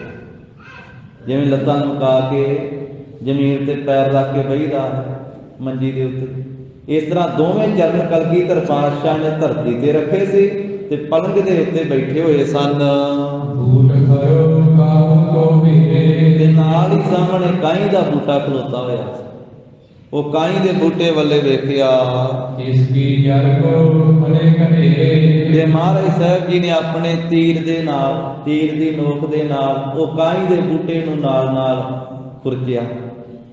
ਜਿਵੇਂ ਜਿਵੇਂ ਇਹ ਸੁਣਾਈ ਗਿਆ ਤੇ ਮਹਾਰਾਜ ਸਾਹਿਬ ਜੀ ਨੇ ਉਹ ਕਾਈ ਦੇ ਬੂਟੇ ਨੂੰ ਆਪਣੀ ਉਹ ਤੀਰ ਦੀ ਨੋਕ ਦੇ ਨਾਲ ਖੁਰਚ ਦਿੱਤਾ। ਉਹਦੀ ਜੜ ਜਿਹੜੀ ਸੀ ਉਹ ਪੁੱਟ ਦਿੱਤੀ। ਕਰਦ ਹਾਥ ਮੈਂ ਧਾਰਨ ਕਰੇ। ਇੱਥੇ ਕਵੀ ਜੀ ਨੇ ਕਰਦ ਭਾਵ ਕਿਰਪਾਨ ਦਾ ਜ਼ਿਕਰ ਕੀਤਾ ਹੈ। ਕਿਰਪਾਨ ਦੇ ਨਾਲ ਜੋ ਹੱਥ ਦੇ ਵਿੱਚ ਕਿਰਪਾਨ ਧਾਰਨ ਕੀਤੀ ਹੋਈ ਸੀ। ਸਗਲ ਪ੍ਰਸੰਗ ਸੁਣਿਓ ਚਿਤ ਧਰੇ। ਚਿੱਤ ਧਾਰਨ ਕਰਕੇ ਬੜੇ ਧਿਆਨ ਦੇ ਨਾਲ ਸਾਰਾ ਸਾਹਿਬਜ਼ਾਦਿਆਂ ਦੀ ਇਹ ਗਾਥਾ ਸੁਣੀ, ਇਹ ਪ੍ਰਸੰਗ ਸੁਣਿਆ। ਬਾਬਰ ਭੋਜਨਾ ਕੀ ਵਸਾਈ। ਤੇ ਫਿਰ ਮਹਾਰਾਜ ਸਾਹਿਬ ਜੀ ਨੇ, ਮਾਲਕ ਸਤਿਗੁਰੂ ਜੀ ਨੇ ਨੂਰੇ ਮਾਹੀ ਨੂੰ ਪੁੱਛਿਆ। ਯਹ ਸਭਾ ਤੁਰਕਨ ਸਮੁਦਾਈ। ਸਤਿਗੁਰੂ ਕਹਿੰਦੇ ਨੂਰਿਆ ਇੱਕ ਗੱਲ ਦੱਸ, ਜਿਸ ਸਭਾ ਦੇ ਵਿੱਚ ਸਾਰੇ ਤੁਰਕਾਂ ਦਾ ਇਕੱਠ ਸੀ, ਜਿੱਥੇ ਕਚਹਿਰੀ ਵਿੱਚ ਸਾਡੇ ਲਾਲਾਂ ਨੂੰ ਸੱਦਦੇ ਰਹੇ ਤੁਰਕ, ਜੋਰਾਵਰ ਸਿੰਘ ਤੇ ਫਤਿਹ ਸਿੰਘ ਜਿਸ ਸਭਾ ਵਿੱਚ ਜਾਂਦੇ ਰਹੇ। ਬੇਨ ਮਲੇਰੀਅਨ ਅਪਰ ਤੇ ਕੋਈ। ਤੂੰ ਦੱਸਿਆ ਹੈ ਕਿ ਮਲੇਰੀਆਂ ਨੇ ਹਾ ਦਾ ਨਾਰਾ ਮਾਰਿਆ। ਮਲੇਰ ਕੋਟਲੇ ਦੇ ਨਵਾਬ ਸ਼ੇਰ ਮੁਹੰਮਦ ਖਾਨ ਨੇ ਆਖਿਆ ਕਿ ਇਹ ਪਾਪ ਹੈ, ਛੋਟੇ ਬੱਚਿਆਂ ਨੂੰ ਇਸ ਤਰ੍ਹਾਂ ਨਹੀਂ ਮਾਰਨਾ ਚਾਹੀਦਾ। ਇਹ ਤੂੰ ਪਹਿਲਾਂ ਦੱਸ ਦਿੱਤਾ ਹੈ। ਤੇ ਮਲੇਰੀਆਂ ਤੋਂ ਬਿਨਾ ਹੋਰ ਕੋਈ ਇੱਕ ਸਿਸ ਦਇਆ ਰੇ ਜਿਸ ਹੋਈ। ਹੋਰ ਵੀ ਕੋਈ ਉਸ ਸਭਾ ਵਿੱਚ ਹੈ ਸੀ ਬੈਠਾ ਜਿਸ ਨੂੰ ਇਹ ਬੱਚੇ ਵੇਖ ਕਰਕੇ ਜਿਹਦੇ ਹਿਰਦੇ 'ਚ ਦਇਆ ਆਈ ਹੋਵੇ। ਇਹ ਛੋਟੇ ਛੋਟੇ ਬਾਲਕ ਵੇਖ ਕਰਕੇ ਕਿਸੇ ਦੇ ਹਿਰਦੇ ਵਿੱਚ ਤਰਸ ਆਇਆ ਹੋਵੇ। ਨੂਰਿਆ ਇਹ ਗੱਲ ਸੁਣੀ ਹੈ ਤੂੰ? ਹੋਰ ਵੀ ਕੋਈ ਹੈ ਸੀ ਉੱਥੇ ਕਿ ਨਹੀਂ ਸੀ? ਤਾਬੂ ਵਾਹੀ ਕਰ ਜੋੜ ਵਿਚਾਰਾ। ਹੱਥ ਜੋੜ ਕੇ ਨੂਰੇ ਮਾਹੀ ਨੇ ਫੇਰ ਆਖਿਆ, ਮੈਂ ਆਸ਼ੇ ਤੀਨੋਂ ਨਿਰਧਾਰਾ। ਆਖਿਆ ਜੀ ਮੈਂ ਚੰਗੀ ਤਰ੍ਹਾਂ ਨਿਰਣਾ ਕੀਤਾ। ਮੈਂ ਪੁੱਛਿਆ ਸੀ ਕਿ ਹੋਰ ਵੀ ਕੋਈ ਸਾਹਿਬਜ਼ਾਦਿਆਂ ਦੇ ਹੱਥ ਵਿੱਚ ਖਲੋਤਾ ਹੈ ਕਿ ਨਹੀਂ। ਸ਼ੀਰ ਗੋਰਾ ਬਿਨ ਦੋਸਨਾ ਲੈ। ਇਹ ਦੁੱਧ ਪੀਣ ਵਾਲੇ ਛੋਟੇ ਛੋਟੇ ਬੱਚੇ ਜਿਨ੍ਹਾਂ ਦਾ ਲੇਸ਼ ਮਾਤਰ ਵੀ ਕੋਈ ਗੁਨਾਹ ਨਹੀਂ ਸੀ। ਇਹ ਮਲੇਰੀ ਕਹੇ ਬਿਨ ਦਵਾਇਸ। ਇਹ ਗੱਲ ਸਿਰਫ ਮਲੇਰ ਕੋਟਲੀਆਂ ਨੇ ਆਖੀ ਹੈ ਜਿਨ੍ਹਾਂ ਦਾ ਹਿਰਦਾ ਬਿਨਾਂ ਦਵੈਸ਼ ਤੋਂ ਸੀ, ਜਿਨ੍ਹਾਂ ਦੇ ਹਿਰਦੇ ਦੇ ਵਿੱਚ ਕੋਈ ਦਵੈਸ਼ ਨਹੀਂ ਸੀ, ਕੋਈ ਈਰਖਾ ਨਹੀਂ ਸੀ। ਵੇਖੋ ਜੰਗ ਉਹ ਵੀ ਮਹਾਰਾਜ ਸਾਹਿਬ ਜੀ ਦੇ ਨਾਲ ਕਰਦੇ ਸੀ। ਉਹਦਾ ਭਰਾ ਸਰਾਂ ਚਮਕੌਰ ਦੀ ਜੰਗ ਦੇ ਵਿੱਚ ਮਾਰਿਆ ਗਿਆ 8 ਪੋਹ ਨੂੰ। ਮਲੇਰ ਕੋਟਲੀਏ ਨਵਾਬ ਦਾ ਭਰਾ ਨਾਰ ਖਾਨ ਗੁਰੂ ਗੋਬਿੰਦ ਸਿੰਘ ਮਹਾਰਾਜ ਦੇ ਤੀਰ ਨਾਲ ਮਰਿਆ। ਪਰ ਸਾਹਿਬਜ਼ਾਦਿਆਂ ਦੇ ਪ੍ਰਤੀ ਉਹਦੇ ਮਨ ਵਿੱਚ ਕੋਈ ਨਫ਼ਰਤ ਨਹੀਂ ਸੀ, ਕੋਈ ਘਿਰਣਾ ਨਹੀਂ ਸੀ। ਇਸ ਕਰਕੇ ਉਹਨੂੰ ਆਪਾਂ ਧਰਮੀ ਇਨਸਾਨ ਕਹਿ ਸਕਦੇ। ਐਸੇ ਬੰਦੇ ਧਰਮੀ ਹੁੰਦੇ ਨੇ। ਤਾਂ ਉਹਦੇ ਮਨ ਦੇ ਵਿੱਚ ਇੱਥੇ ਜ਼ਿਕਰ ਆਇਆ ਕਿ ਕੋਈ ਦਵੈਸ਼ ਨਹੀਂ ਸੀ, ਕੋਈ ਈਰਖਾ ਨਹੀਂ ਸੀ। ਇਹ ਮਲੇਰੀਏ ਜਿਹੜੇ ਸੀ ਦਵੈਸ਼ ਤੋਂ ਬਿਨਾਂ, ਈਰਖਾ ਤੋਂ ਬਿਨਾਂ, ਉਹਨਾਂ ਨੇ ਆਖਿਆ ਸੀ ਕਿ ਇਹਨਾਂ ਦਾ ਲੇਸ਼ ਮਾਤਰ ਵੀ ਗੁਨਾਹ ਨਹੀਂ। ਇਹ ਤਾਂ ਦੁੱਧ ਪੀਣ ਵਾਲੇ ਬੱਚੇ ਆ ਛੋਟੇ ਛੋਟੇ, ਇਹਨਾਂ ਨੂੰ ਛੱਡ ਦੇਣਾ ਚਾਹੀਦਾ ਹੈ। ਨੂਰੇ ਮਾਈ ਨੇ ਆਖਿਆ ਮਹਾਰਾਜ ਮਲੇਰ ਕੋਟਲੀਆਂ ਨੇ ਆਦਾ ਨਾਰਾ ਮਾਰਿਆ, ਹੋਰ ਨਹੀਂ ਕਿਸੇ ਦੇ ਮਨ 'ਚ ਤਰਸ ਆਇਆ, ਹੋਰ ਨਹੀਂ ਕਿਸੇ ਦੇ ਦਇਆ ਆਈ। ਇਹ ਗੱਲ ਸੁਣ ਕਰਕੇ ਕਲਗੀਧਰ ਪਾਤਸ਼ਾਹ ਜੀ ਨੇ ਬਚਨ ਕੀਤਾ। ਮਹਾਰਾਜ ਕਹਿੰਦੇ ਹੁਣ ਸਭ ਤੁਰਕਾਂ ਦਾ, ਇਹ ਜਿੰਨਾ ਤੁਰਕਾਨਾ ਇਹ ਨਾਸ ਹੋ ਜਾਵੇਗਾ। ਇੱਕ ਮਲੇਰ ਕੋਟਲੀਆਂ ਦੀ ਜੜ ਰਹਿ ਜਾਵੇਗੀ। ਇੱਕ ਮਲੇਰ ਕੋਟਲੀਏ ਉਹ ਰਿਆਸਤ ਜਿਹੜੀ ਹੈ ਉਹਨਾਂ ਦੀ ਜੜ ਰਹਿ ਜਾਵੇਗੀ। ਬਾਕੀ ਜਿੰਨੇ ਤੁਰਕ ਵਾ ਨਾ ਜਾਲਮ, ਇਹਨਾਂ ਦੀ ਜੜ ਮਾਰੇ ਕਹਿੰਦੇ ਹੁਣ ਸੜ ਜਾਵੇਗੀ, ਪੁੱਟੀ ਜਾਵੇਗੀ ਜੜ। ਏਮ ਕਹੇ ਮੁਖ ਤੇ ਕਰਤ ਚਲਾਈ। ਇਸ ਤਰ੍ਹਾਂ ਕਹਿ ਕਰਕੇ ਕਿਰਪਾਨ ਦੀ ਜਿਹੜੀ ਨੋਕ ਹੈ ਉਹ ਕਿਰਪਾਨ ਜਿਹੜੀ ਮਹਾਰਾਜ ਨੇ ਚਲਾਈ ਹੈ ਕਾਹੂ ਬੂਟ ਜੜ ਕਾਟ ਗਵਾਈ। ਤੇ ਉਹ ਕਾਈ ਦੇ ਬੂਟੇ ਦੀ ਜਿਹੜੀ ਜੜ ਸੀ ਨਾ ਉਹ ਮਹਾਰਾਜ ਸਾਹਿਬ ਜੀ ਨੇ ਕੱਟ ਦਿੱਤੀ, ਵੱਢ ਦਿੱਤੀ ਤੇ ਕਾਈ ਦਾ ਬੂਟਾ ਜਿਹੜਾ ਉਹ ਜੜੋਂ ਪੁੱਟ ਦਿੱਤਾ। ਜਦੋਂ ਕਾਈ ਦਾ ਬੂਟਾ ਪੁੱਟ ਦਿੱਤਾ ਤੇ ਮਹਾਰਾਜ ਕਹਿੰਦੇ ਇਹਨਾਂ ਜ਼ਾਲਮ ਤੁਰਕਾਂ ਦੀ ਜੜ ਪੁੱਟੀ ਗਈ। ਜ਼ਾਲਮ ਤੁਰਕਾਂ ਦੀ ਉਂਝ ਗੁਰੂ ਕਲਗੀਧਰ ਪਾਤਸ਼ਾਹੀ ਦੇ ਨਾਲ ਨਾ ਤੇ ਮੁਸਲਮਾਨਾਂ ਨਾਲ ਵੈਰ ਹੈ, ਨਾ ਹਿੰਦੂਆਂ ਨਾਲ ਵੈਰ ਹੈ, ਨਾ ਹੋਰ ਕਿਸੇ ਜਾਤੀ ਨਾਲ ਕਿਸੇ ਨਾਲ, ਕਿਉਂਕਿ ਕਲਗੀਧਰ ਪਾਤਸ਼ਾਹ ਮਹਾਰਾਜ ਜੀ ਦੀ ਰਚਨਾ ਦਾ ਉਪਦੇਸ਼ ਤਾਂ ਇਹ ਹੈ, ਮਾਨਸ ਕੀ ਜਾਤ ਸਭੈ ਏਕੈ ਪਹਿਚਾਨ ਹੋ। ਸਤਿਗੁਰੂ ਗਰੀਬ ਨਵਾਜ ਨੇ ਆਖਿਆ ਇਹਨਾਂ ਜ਼ਾਲਮਾਂ ਦੀ ਜੜ ਪੁੱਟੀ ਗਈ। ਜਿਹੜੇ ਨਿਰਦਈ ਜ਼ਾਲਮ ਚਰਵਾਣੇ ਹਨ ਇਹਨਾਂ ਦੀ ਅੱਜ ਤੋਂ ਜੜ ਪੁੱਟੀ ਗਈ। ਜਿਵੇਂ ਅਸੀਂ ਆ ਕਾਈ ਦੇ ਬੂਟੇ ਦੀ ਜੜ ਜਿਹੜੀ ਹੈ ਉਹ ਕੱਟ ਕੇ ਉਖਾੜ ਦਿੱਤੀ ਹੈ, ਇਸੇ ਤਰ੍ਹਾਂ ਇਹਨਾਂ ਤੁਰਕਾਂ ਦੀ ਜ਼ਾਲਮ ਤੁਰਕਾਂ ਦੀ ਸਾਰੀ ਜੜ ਬਿਨਸ ਜਾਵੇਗੀ। ਮਹਾਰਾਜ ਕਹਿੰਦੇ ਕੁਝ ਸਮਾਂ ਲੱਗੇਗਾ, ਕੁਝ ਦਿਨ ਲੱਗਣਗੇ, ਇਹਨਾਂ ਦਾ ਖਾਤਮਾ ਹੋ ਜਾਵੇਗਾ। ਤੇ ਗਰੀਬ ਨਵਾਜ ਕਹਿੰਦੇ ਸਾਰਾ ਸੰਸਾਰ ਇਹ ਤਮਾਸ਼ਾ ਵੇਖ ਕਰਕੇ ਹੈਰਾਨ ਹੋ ਜਾਵੇਗਾ, ਹੈਰਾਨ ਹੋਵੇਗਾ ਕਿ ਜਿਹੜੇ ਏਡੇ ਏਡੇ ਆਪਣੇ ਆਪ ਨੂੰ ਇਹ ਸੂਬੇਦਾਰ ਕਹਾਉਂਦੇ ਆ ਨਾ, ਕੋਈ ਸਰਹੰਦ ਦਾ ਸੂਬਾ, ਕੋਈ ਲਾਹੌਰ ਦਾ ਸੂਬਾ, ਕੋਈ ਹੋਰ, ਤੇ ਇਹ ਸਭ ਖਤਮ ਹੋ ਜਾਣਗੇ, ਮਲੀਆ ਮੇਟ ਹੋ ਜਾਣਗੇ। ਇਹ ਸਰਹੰਦ ਦੀ ਇੱਟ ਨਾਲ ਲਿੱਟ ਖੜਕੇਗੀ ਤਾਂ ਲੋਕ ਵੇਖ ਵੇਖ ਕੇ ਹੈਰਾਨ ਹੋਣਗੇ। ਸਤਿਗੁਰੂ ਜੀ ਬਹੁਤ ਉਸ ਵੇਲੇ ਵੀਰ ਰਸ ਵਿੱਚ ਆਏ ਆ, ਕੁਪੇ ਨਾਮ ਗੁੱਸੇ ਦਾ, ਬਹੁਤੇ ਗੁੱਸੇ ਵਿੱਚ ਆ ਕੇ ਵੀਰ ਰਸ ਵਿੱਚ ਆ ਕਰਕੇ ਬਚਨ ਕੀਤੇ, ਜਿਹੜੇ ਸਰਾਪ ਰੂਪੀ ਬਚਨ ਹੋਏ ਉਹਨਾਂ ਨੂੰ, ਜਿਨ੍ਹਾਂ ਬਚਨਾਂ ਫਿਰ ਰਾਜ ਦੇ ਤੇਜ ਦਾ ਮੁੱਢ ਹੀ ਉਖੇੜ ਦਿੱਤਾ। ਮਹਾਰਾਜ ਕਹਿਣ ਲੱਗੇ ਸਰਹੰਦ ਸ਼ਹਿਰ ਦੇ ਵਿੱਚ ਬਹੁਤ ਜ਼ਿਆਦਾ ਪਾਪ ਹੋਇਆ ਹੈ ਵੱਡਾ। ਇਹ ਸਰਹੰਦ ਸ਼ਹਿਰ ਹੁਣ ਉੱਜੜ ਜਾਵੇਗਾ ਤੇ ਸਰਹੰਦ ਸ਼ਹਿਰ ਨੂੰ ਬਹੁਤ ਵੱਡਾ ਜਿਹੜਾ ਹੈ ਉਹ ਕਸ਼ਟ ਝੱਲਣਾ ਪਵੇਗਾ ਉੱਥੋਂ ਦੇ ਲੋਕਾਂ ਨੂੰ। ਇਹ ਸਰਹੰਦ ਸ਼ਹਿਰ ਜਿਹੜਾ ਹੈ ਇਹ ਉੱਜੜ ਜਾਵੇਗਾ ਕਸ਼ਟ ਲੈ ਕਰਕੇ। ਸਾਡੇ ਸਿੱਖ ਇਸ ਸਰਹੰਦ ਨੂੰ ਮਾਰ ਕੇ ਉਜਾੜ ਦੇਣਗੇ ਤੇ ਇਹਨਾਂ ਜ਼ਾਲਮ ਲੋਕਾਂ ਦਾ ਰਾਜ ਵੀ ਖੋਹ ਲੈਣਗੇ, ਧਨ ਵੀ ਖੋਹ ਲੈਣਗੇ ਤੇ ਇਹਨਾਂ ਨੂੰ ਬਾਹਰ ਕੱਢ ਦੇਣਗੇ। ਜ਼ਾਲਮਾਂ ਨੂੰ ਮਾਰਨਗੇ ਵੀ ਤੇ ਇਹਨਾਂ ਦਾ ਰਾਜ ਧਨ ਖੋਹ ਕਰਕੇ ਤੇ ਇਹਨਾਂ ਨੂੰ ਬਾਹਰ ਕੱਢਣਗੇ। ਉਹ ਜਿਹੜਾ ਫਿਰ ਮਹਾਰਾਜ ਨੇ ਭਜਨ ਕੀਤਾ, ਫਿਰ ਮਹਾਰਾਸ਼ਟਰ ਦੀ ਧਰਤੀ ਤੇ ਪਹੁੰਚ ਕੇ ਨੰਦੇੜ ਸ਼ਹਿਰ ਦੇ ਵਿੱਚ ਗੋਦਾਵਰੀ ਦੇ ਕੰਢੇ ਤੇ ਜਿਹੜਾ ਸਾਧੂ ਕਰ ਰਿਹਾ ਨਾ ਉੱਥੇ ਜਪ ਤਪ, ਮਾਧੋ ਦਾਸ ਬੈਰਾਗੀ, ਤੇ ਫਿਰ ਮਹਾਰਾਜ ਸਾਹਿਬ ਜੀ ਉਹਨੂੰ ਉੱਥੇ ਜਾ ਕੇ ਵੱਡਾ ਭਾਰੀ ਕੌਤਕ ਕੀਤਾ ਸਤਿਗੁਰੂ ਜੀ ਨੇ। ਉਹਨੇ ਪੂਰਾ ਜ਼ੋਰ ਲਾਇਆ, ਆਪਣਾ ਰਿੱਧੀਆਂ ਸਿੱਧੀਆਂ ਦਾ ਬਲ ਵੀਰ ਬੂਰ ਜੇ ਭੇਜੇ। ਜਦੋਂ ਕੋਈ ਵਾਹ ਪੇਸ਼ ਨਹੀਂ ਸਾਰਿਆਂ ਦੀ ਗਈ, ਫਿਰ ਆਪ ਆਇਆ ਮਾਧੋ ਦਾਸ, ਆਪ ਵੀ ਮੰਤਰ ਪੜ੍ਹੇ, ਨਹੀਂ ਕੁਝ ਹੋਇਆ। ਫਿਰ ਮਹਾਰਾਜ ਦੇ ਚਰਨਾਂ ਤੇ ਉਹਨੇ ਮੱਥਾ ਟੇਕਿਆ ਤੇ ਫਿਰ ਸਤਿਗੁਰੂ ਗਰੀਬ ਨਵਾਜ ਸਾਹਿਬ ਜੀ ਨੇ ਆਖਿਆ ਕਿ ਤੂੰ ਕੌਣ? ਕਹਿੰਦਾ ਜੀ ਮੈਂ ਬੰਦਾ, ਤੁਹਾਡਾ ਬੰਦਾ। ਬੰਦਾ ਦਾ ਅਰਥ ਉੱਥੇ ਕੀਤਾ ਗੁਲਾਮ, ਕਿ ਮੈਂ ਜੀ ਤੁਹਾਡਾ ਗੁਲਾਮ, ਤੁਹਾਡਾ ਬੰਦਾ।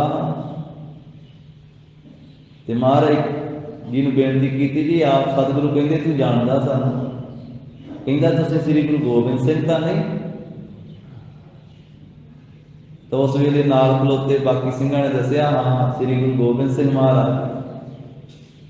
ਤੇ ਗਰੀਬ ਨਵਾਜ ਸੱਚੇ ਪਾਤਸ਼ਾਹ ਨੇ ਫਿਰ ਉਸ ਨੂੰ ਪਿਆਰੇ ਦਇਆ ਸਿੰਘ ਜੀ ਨੂੰ ਆਖਿਆ ਕਿ ਦੱਸੋ ਸਾਰਾ ਹਾਲਾਤ ਦੱਸਿਆ, ਜਿਵੇਂ ਅਨੰਦਪੁਰ ਸਾਹਿਬ ਛੱਡਿਆ, ਜਿਵੇਂ ਵੱਡੇ ਸਾਹਿਬਜ਼ਾਦੇ ਤੇ ਹੋਰ ਸਿੰਘਾਂ ਦੀਆਂ ਸ਼ਹੀਦੀਆਂ ਹੋਈਆਂ, ਜਿਵੇਂ ਸਰਹੰਦ ਵਿੱਚ 13 ਪੋਹ ਨੂੰ ਛੋਟੇ ਲਾਲਾਂ ਤੇ ਮਾਤਾ ਜੀ ਦੀ ਸ਼ਹਾਦਤ ਹੋਈ। ਉਸ ਨੂੰ ਖੰਡੇ ਬਾਟੇ ਦਾ ਅੰਮ੍ਰਿਤ ਛਕਾਇਆ ਗਰੀਬ ਨਵਾਜ ਸਾਹਿਬ ਜੀ ਨੇ, ਜੜਾਵਾਂ ਬਣਾਈਆਂ ਹੋਈਆਂ ਸੀ ਮਾਧੋ ਦਾਸ ਨੇ। ਸਿੰਘਾਂ ਨੂੰ ਆਖਿਆ ਕਿ ਇਹਦਾ ਕੱਲਾ ਕੱਲਾ ਕੇਸ ਖੋਲੋ, ਕੱਲਾ ਕੱਲਾ ਕੇਸ ਖੁਲਾ ਕਰਕੇ ਕੇਸ ਵਾਏ ਤੇ ਫਿਰ ਇਸ਼ਨਾਨ ਪਾਣ ਉਹਦਾ ਕਰਾ ਕੇ ਪਹਿਲਾਂ ਵਿਭੂਤੀ ਵੀ ਮਲਦਾ ਸੀ ਪਿੰਡੇ ਤੇ ਸਵਾਹ ਵੀ। ਤੇ ਫਿਰ ਮਹਾਰਾਜ ਸਾਹਿਬ ਜੀ ਨੇ ਖੰਡੇ ਬਾਟੇ ਦਾ ਅੰਮ੍ਰਿਤ ਪੰਜਾਂ ਪਿਆਰਿਆਂ ਤੇ ਛਕਾਇਆ, ਪੰਜਾਂ ਕਕਾਰਾਂ ਵਿੱਚ ਕੀਤਾ ਤਿਆਰ ਬਰ ਤਿਆਰ। ਤੇ ਸਤਿਗੁਰੂ ਸੱਚੇ ਪਾਤਸ਼ਾਹ ਨੇ ਫਿਰ ਨਾਮ ਰੱਖਿਆ ਭਾਈ ਗੁਰਬਖਸ਼ ਸਿੰਘ। ਬਾਬਾ ਬੰਦਾ ਸਿੰਘ ਬਹਾਦਰ ਦਾ ਨਾਮ ਰੱਖਿਆ ਮਹਾਰਾਜ ਨੇ ਅੰਮ੍ਰਿਤ ਛਕਾ ਕੇ ਭਾਈ ਗੁਰਬਖਸ਼ ਸਿੰਘ। ਤੇ ਆਖਿਆ ਸਾਡਾ ਬੰਦਾ ਹੈ। ਤੇ ਫਿਰ ਬਹਾਦਰੀ ਵਾਲੇ ਕਾਰਜ ਕੀਤੇ ਤੇ ਫਿਰ ਨਾਮ ਇਹੀ ਪ੍ਰਸਿੱਧ ਹੋਇਆ ਬੰਦਾ ਬਹਾਦਰ, ਬੰਦਾ ਸਿੰਘ ਬਹਾਦਰ। ਤਾਂ ਮਹਾਰਾਜ ਨੇ ਫਿਰ ਥਾਪੜਾ ਦਿੱਤਾ ਕਲਗੀਧਰ ਪਾਤਸ਼ਾਹ ਗਰੀਬ ਨਵਾਜ ਸਾਹਿਬ ਜੀ ਨੇ, ਤੇ 5 ਸਿੰਘਾਂ ਦੇ ਤਾਬਿਆ ਕੀਤਾ ਬਾਬਾ ਬੰਦਾ ਸਿੰਘ ਬਹਾਦਰ ਨੇ, ਬਾਬਾ ਗੁਰਬਖਸ਼ ਸਿੰਘ ਨੇ।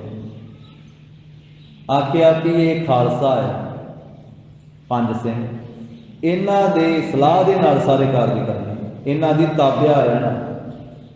ਤਾਬਿਆ ਚੱਲੇ ਜੋ ਪੰਥ ਕੇ ਖਾਏ ਨਾ ਜਮ ਕੀ ਬਾਣ, ਇਹ ਪੰਥ ਦੀ ਤਾਬਿਆ ਚੱਲਣਾ।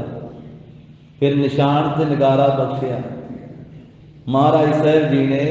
5 ਤੀਰ ਆਪਣੇ ਪੱਥੇ ਵਿੱਚੋਂ ਬਖਸ਼ਿਸ਼ ਕੀਤੀ, 5 ਤੀਰ। ਤੇ ਆਖਿਆ ਜਿਸ ਵੇਲੇ ਬਹੁਤੀ ਭੀੜ ਪਵੇ ਸਾਨੂੰ ਯਾਦ ਕਰਕੇ ਤੇ 1 ਤੀਰ ਤੰਦੀ ਤੇ ਚਾੜਿਆ ਕਰੇ ਤੇ ਸਹਾਇਤਾ ਹੋਇਆ ਕਰੇ। 5 ਤੀਰ ਬਖਸ਼ਿਸ਼ ਕੀਤੇ, ਹੋਰ ਬਖਸ਼ਿਸ਼ਾਂ ਕੀਤੀਆਂ, ਹੁਕਮਨਾਮੇ ਲਿਖੇ। ਫਿਰ ਮਹਾਰਾਜ ਸਾਹਿਬ ਜੀ ਨੇ ਮਾਝੇ ਮਾਲਵੇ ਦੁਆਬੇ ਦੇ ਸਿੰਘਾਂ ਨੂੰ ਕਿ ਅਸੀਂ ਬੰਦਾ ਸਿੰਘ ਨੂੰ ਭੇਜ ਰਹੇ ਹਾਂ ਤੇ ਖਾਲਸਾ ਸਿੰਘ ਇਹਦੇ ਨਾਲ ਰਲ ਕਰਕੇ ਜ਼ਾਲਮਾਂ ਨੂੰ ਸੋਧਾ ਲਓ। ਫਿਰ ਬਾਬਾ ਬੰਦਾ ਸਿੰਘ ਬਹਾਦਰ ਨੇ ਆ ਕਰਕੇ ਨੰਦੇੜ ਦੀ ਧਰਤੀ ਤੋਂ ਤੇ ਫਿਰ ਇਹ ਸਰਹੰਦ ਦੀ ਇੱਟ ਨਾਲ ਇੱਟ ਖੜਕਾਈ ਤੇ ਚੱਪੜ ਚਿੜੀ ਦੇ ਮੈਦਾਨ ਦੇ ਵਿੱਚ ਫਿਰ ਸਰਹੰਦ ਦੇ ਸੂਬੇ ਵਜੀਦ ਖਾਨ ਨੂੰ ਮਾਰਿਆ ਸੀ ਸਾਧ ਸੰਗਤ। ਜਿਹੜੇ 5 ਸਿੰਘ ਸੀ ਨਾ ਨਾਲ ਮਹਾਰਾਜ ਦੇ, ਉਹਨਾਂ ਵਿੱਚ ਭਾਈ ਵਿਨੋਦ ਸਿੰਘ ਜੀ, ਭਾਈ ਬਾਜ ਸਿੰਘ ਜੀ ਆਦਿਕ ਸਿੰਘ ਸਨ। ਤੇ ਚੱਪੜ ਚਿੜੀ ਉਹ ਸਥਾਨ ਉੱਥੇ ਗੁਰਦੁਆਰਾ ਸਾਹਿਬ ਬਣਿਆ ਹੋਇਆ, ਚੱਪੜ ਚਿੜੀ ਨਗਰ ਦੇ ਮੈਦਾਨ ਦੇ ਵਿੱਚ, ਜਿੱਥੇ ਸਰਹੰਦ ਦੇ ਨਾਲ, ਸਰਹੰਦ ਤੋਂ ਵਜੀਦਾ ਅੱਗੇ ਆਇਆ ਸੀ ਚੜ੍ਹ ਕੇ, ਇੱਧਰੋਂ ਬਾਬਾ ਜੀ ਦੀ ਫੌਜ ਆਈ ਸੀ, ਉੱਥੇ ਮੁਕਾਬਲਾ ਹੋਇਆ ਸੀ, ਉੱਥੇ ਫਿਰ ਜ਼ਾਲਮਾਂ ਨੂੰ ਸੋਧਿਆ ਸੀ। ਸੁੱਚੇ ਨੰਦ ਨੂੰ ਵੀ ਸੋਧਾ ਲਾਇਆ ਸੀ, ਹੋਰ ਸਾਰੇ ਜ਼ਾਲਮਾਂ ਨੂੰ ਸੋਧਾ ਲਾਇਆ। ਉੱਥੇ ਇੱਟ ਨਾਲ ਇੱਟ ਖੜਕਾਈ, ਹਲ ਵਾਹਿਆ ਸਿੰਘਾਂ ਨੇ ਫਿਰ ਸਰਹੰਦ ਦੇ। ਤੇ ਫਿਰ ਬਾਬਾ ਜੀ ਨੇ ਸਰਹੰਦ ਦੀ ਧਰਤੀ ਦੇ ਉੱਤੇ ਫਿਰ ਰਾਜ ਭਾਗ ਕਾਇਮ ਕੀਤਾ। ਰਾਜ ਭਾਗ ਬਾਬਾ ਬੰਦਾ ਸਿੰਘ ਬਹਾਦਰ, ਤਾਈਓ ਕਿਹਾ ਜਾਂਦਾ ਨਾ ਵੀ ਸਾਡੇ ਪਹਿਲੇ ਬਾਦਸ਼ਾਹ ਖਾਲਸੇ ਦੇ ਬਾਬਾ ਜੀ। ਤੇ ਉੱਥੇ ਰਾਜ ਭਾਗ ਕਾਇਮ ਕਰਕੇ ਸ੍ਰੀ ਗੁਰੂ ਨਾਨਕ ਸਾਹਿਬ ਤੇ ਸ੍ਰੀ ਗੁਰੂ ਗੋਬਿੰਦ ਸਿੰਘ ਮਹਾਰਾਜ ਦੇ ਨਾਮ ਤੇ ਸਿੱਕਾ ਜਾਰੀ ਕੀਤਾ। ਬਾਬਾ ਜੀ ਸਾਹਿਬਜ਼ਾਦਿਆਂ ਦੇ ਉਹ ਅਸਥਾਨ ਪੁੱਛ ਕੇ ਸਾਰੇ ਕਿ ਕਿਹੜੇ ਕਿਹੜੇ ਅਸਥਾਨ ਤੇ ਕਿੱਥੇ ਨੀਹਾਂ ਵਿੱਚ ਚਿਣੇ ਗਏ, ਕਿੱਥੇ ਸ਼ਹਾਦਤ ਹੋਈ, ਕਿੱਥੇ ਸੰਸਕਾਰ ਹੋਇਆ, ਉਹ ਸਾਰੇ ਪੁੱਛ ਕਰਕੇ ਉਹ ਅਸਥਾਨ ਕਾਇਮ ਕੀਤੇ ਜਿੱਥੇ ਅੱਜ ਕੱਲ੍ਹ ਗੁਰਦੁਆਰੇ ਸਾਹਿਬ ਸੋਭਾ ਪਾਉਂਦੇ। ਸਭ ਤੋਂ ਪਹਿਲਾਂ ਬਾਬਾ ਜੀ ਨੇ ਸੇਵਾ ਕਰਵਾਈ, ਬਾਬਾ ਬੰਦਾ ਸਿੰਘ ਬਹਾਦਰ। ਫਿਰ ਉੱਥੇ ਸਰਹੰਦ ਦਾ ਮਲੀਆ ਮੇਟ ਕਰਕੇ ਤੇ ਨਾਂ ਰੱਖਿਆ ਵੀ ਇੱਥੇ ਬਾਬਾ ਫਤਿਹ ਸਿੰਘ ਜੀ ਨੇ ਸ਼ਹੀਦੀ ਪਾਈ ਆ, ਇਸ ਕਰਕੇ ਅੱਜ ਤੋਂ ਬਾਅਦ ਇਹਨੂੰ ਫਤਿਹਗੜ੍ਹ ਸਾਹਿਬ ਆਖਿਆ ਜਾਏ। ਫਤਿਹਗੜ੍ਹ ਸਾਹਿਬ ਨਾਂ ਦਿੱਤਾ। ਉੱਤੇ ਉੱਚੇ ਉੱਚੇ ਨਿਸ਼ਾਨ ਚੜਾਏ ਸਾਹਿਬਜ਼ਾਦਿਆਂ ਦੀ ਯਾਦ ਵਿੱਚ। ਤਾਂ ਬਾਬਾ ਜੀ ਉੱਥੇ ਸਿੱਖ ਰਾਜ ਦੇ ਪਹਿਲੇ ਬਾਦਸ਼ਾਹ ਬਣ ਕੇ ਬੈਠੇ। ਭਾਈ ਸਾਹਿਬ ਭਾਈ ਬਾਜ ਸਿੰਘ ਨੂੰ ਸਿੱਖ ਰਾਜ ਦੇ ਪਹਿਲੇ ਗਵਰਨਰ ਥਾਪਿਆ ਬਾਬਾ ਜੀ, ਬਾਬਾ ਬੰਦਾ ਸਿੰਘ ਬਹਾਦਰ ਨੇ। ਫਿਰ ਉੱਥੋਂ ਫਰਮਾਨ ਜਾਰੀ ਕੀਤੇ, ਆਖਿਆ ਪਹਿਲੇ ਲੋਕ ਜ਼ਿਮੀਂਦਾਰ ਜਿਹੜੇ ਸੀ ਉਹ ਜ਼ਮੀਨਾਂ ਵਾਹੁੰਦੇ ਹੀ ਰਹਿੰਦੇ ਸੀ ਤੇ ਉਹਨਾਂ ਨੂੰ ਸਿਰਫ ਖਾਣ ਵਾਸਤੇ ਹੀ ਅਨਾਜ ਮਿਲਦਾ ਸੀ, ਬਾਕੀ ਸਾਰਾ ਲੈ ਜਾਂਦੇ ਸੀ ਸਰਕਾਰ। ਬਾਬਾ ਜੀ ਨੇ ਫਿਰ ਸਭ ਤੋਂ ਪਹਿਲਾਂ ਸਾਰਿਆਂ ਨੂੰ ਜ਼ਮੀਨਾਂ ਦਵਾਈਆਂ ਵੀ ਜ਼ਮੀਨਾਂ ਦੇ ਮਾਲਕ ਜ਼ਿਮੀਂਦਾਰ ਆਪ। ਹੁਣ ਤਾਂ ਲੋਕ ਜ਼ਮੀਨਾਂ ਖੋਹਣ ਨੂੰ ਕਾਨੂੰਨ ਘੜਦੇ ਨਾ, ਇਸ ਕਰਕੇ। ਪਰ ਇਹ ਮਾਲਕੀਅਤ ਗੁਰੂ ਗੋਬਿੰਦ ਸਿੰਘ ਮਹਾਰਾਜ ਸਾਹਿਬ ਦੇ ਖਾਲਸੇ ਨੇ ਬਣਾਇਆ, ਜ਼ਮੀਨਾਂ ਦੇ ਮਾਲਕ। ਤਾਂ ਮਹਾਰਾਜ ਸਾਹਿਬ ਜੀ ਨੇ ਜੋ ਬਚਨ ਕੀਤੇ ਸੀ ਨਾ ਵੀ ਇਹ ਸਰਹੰਦ ਜਿਹੜੇਗੀ, ਉਹ ਸਾਰੇ ਬਚਨ ਪੂਰੇ ਹੋਏ। ਸਿੱਖ ਹਮਾਰੇ ਮਾਰ ਉਜਾਰ ਹੈ, ਸ਼ੀਨ ਰਾਜ ਧਨ ਵਹਿਰ ਨਿਕਾਰ ਹੈ। ਮਹਾਰਾਜ ਕਹਿੰਦੇ ਵੀ ਇਹਨਾਂ ਦਾ ਖੋਹ ਲੈਣਗੇ ਆ ਕੇ ਸਾਡੇ ਸਿੱਖ ਸਭ ਕੁਝ, ਇਹਨਾਂ ਜ਼ਾਲਮਾਂ ਨੂੰ ਬਾਹਰ ਕੱਢਣਗੇ ਤੇ ਜਿਹੜੇ ਦੁਸ਼ਟ ਹਨ ਜਿਨ੍ਹਾਂ ਨੇ ਪਾਪ ਕੀਤਾ ਉਹਨਾਂ ਨੂੰ ਸਜ਼ਾਵਾਂ ਦਿੱਤੀਆਂ ਜਾਣਗੀਆਂ। ਉਹ ਸਜ਼ਾਵਾਂ ਭੁਗਤਣਗੇ। ਇੱਥੇ ਸਾਧ ਸੰਗਤ ਜੀ ਦਿਹਾੜੇ ਦੀ ਸਮਾਪਤੀ ਹੈ। ਰਹਿੰਦੇ 5 ਮਿੰਟ ਆਪਾਂ ਵਾਹਿਗੁਰੂ ਗੁਰਮੰਤਰ ਦੇ ਨਾਲ ਜੁੜੀਏ। ਵਾਹਿਗੁਰੂ ਵਾਹਿਗੁਰੂ ਵਾਹਿਗੁਰੂ ਵਾਹਿਗੁਰੂ ਵਾਹਿਗੁਰੂ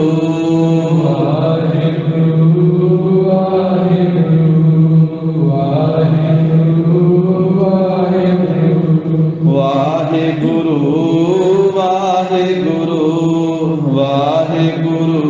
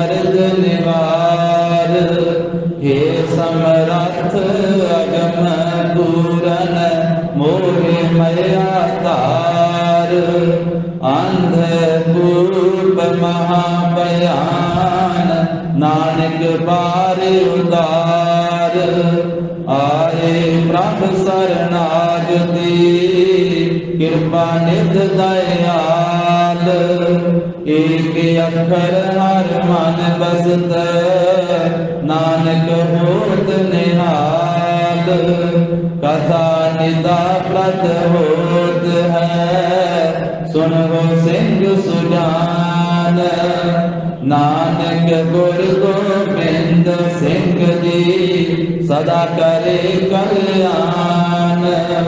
नानक गुर गोबिंद सिंह जी सदा करे कल्याण।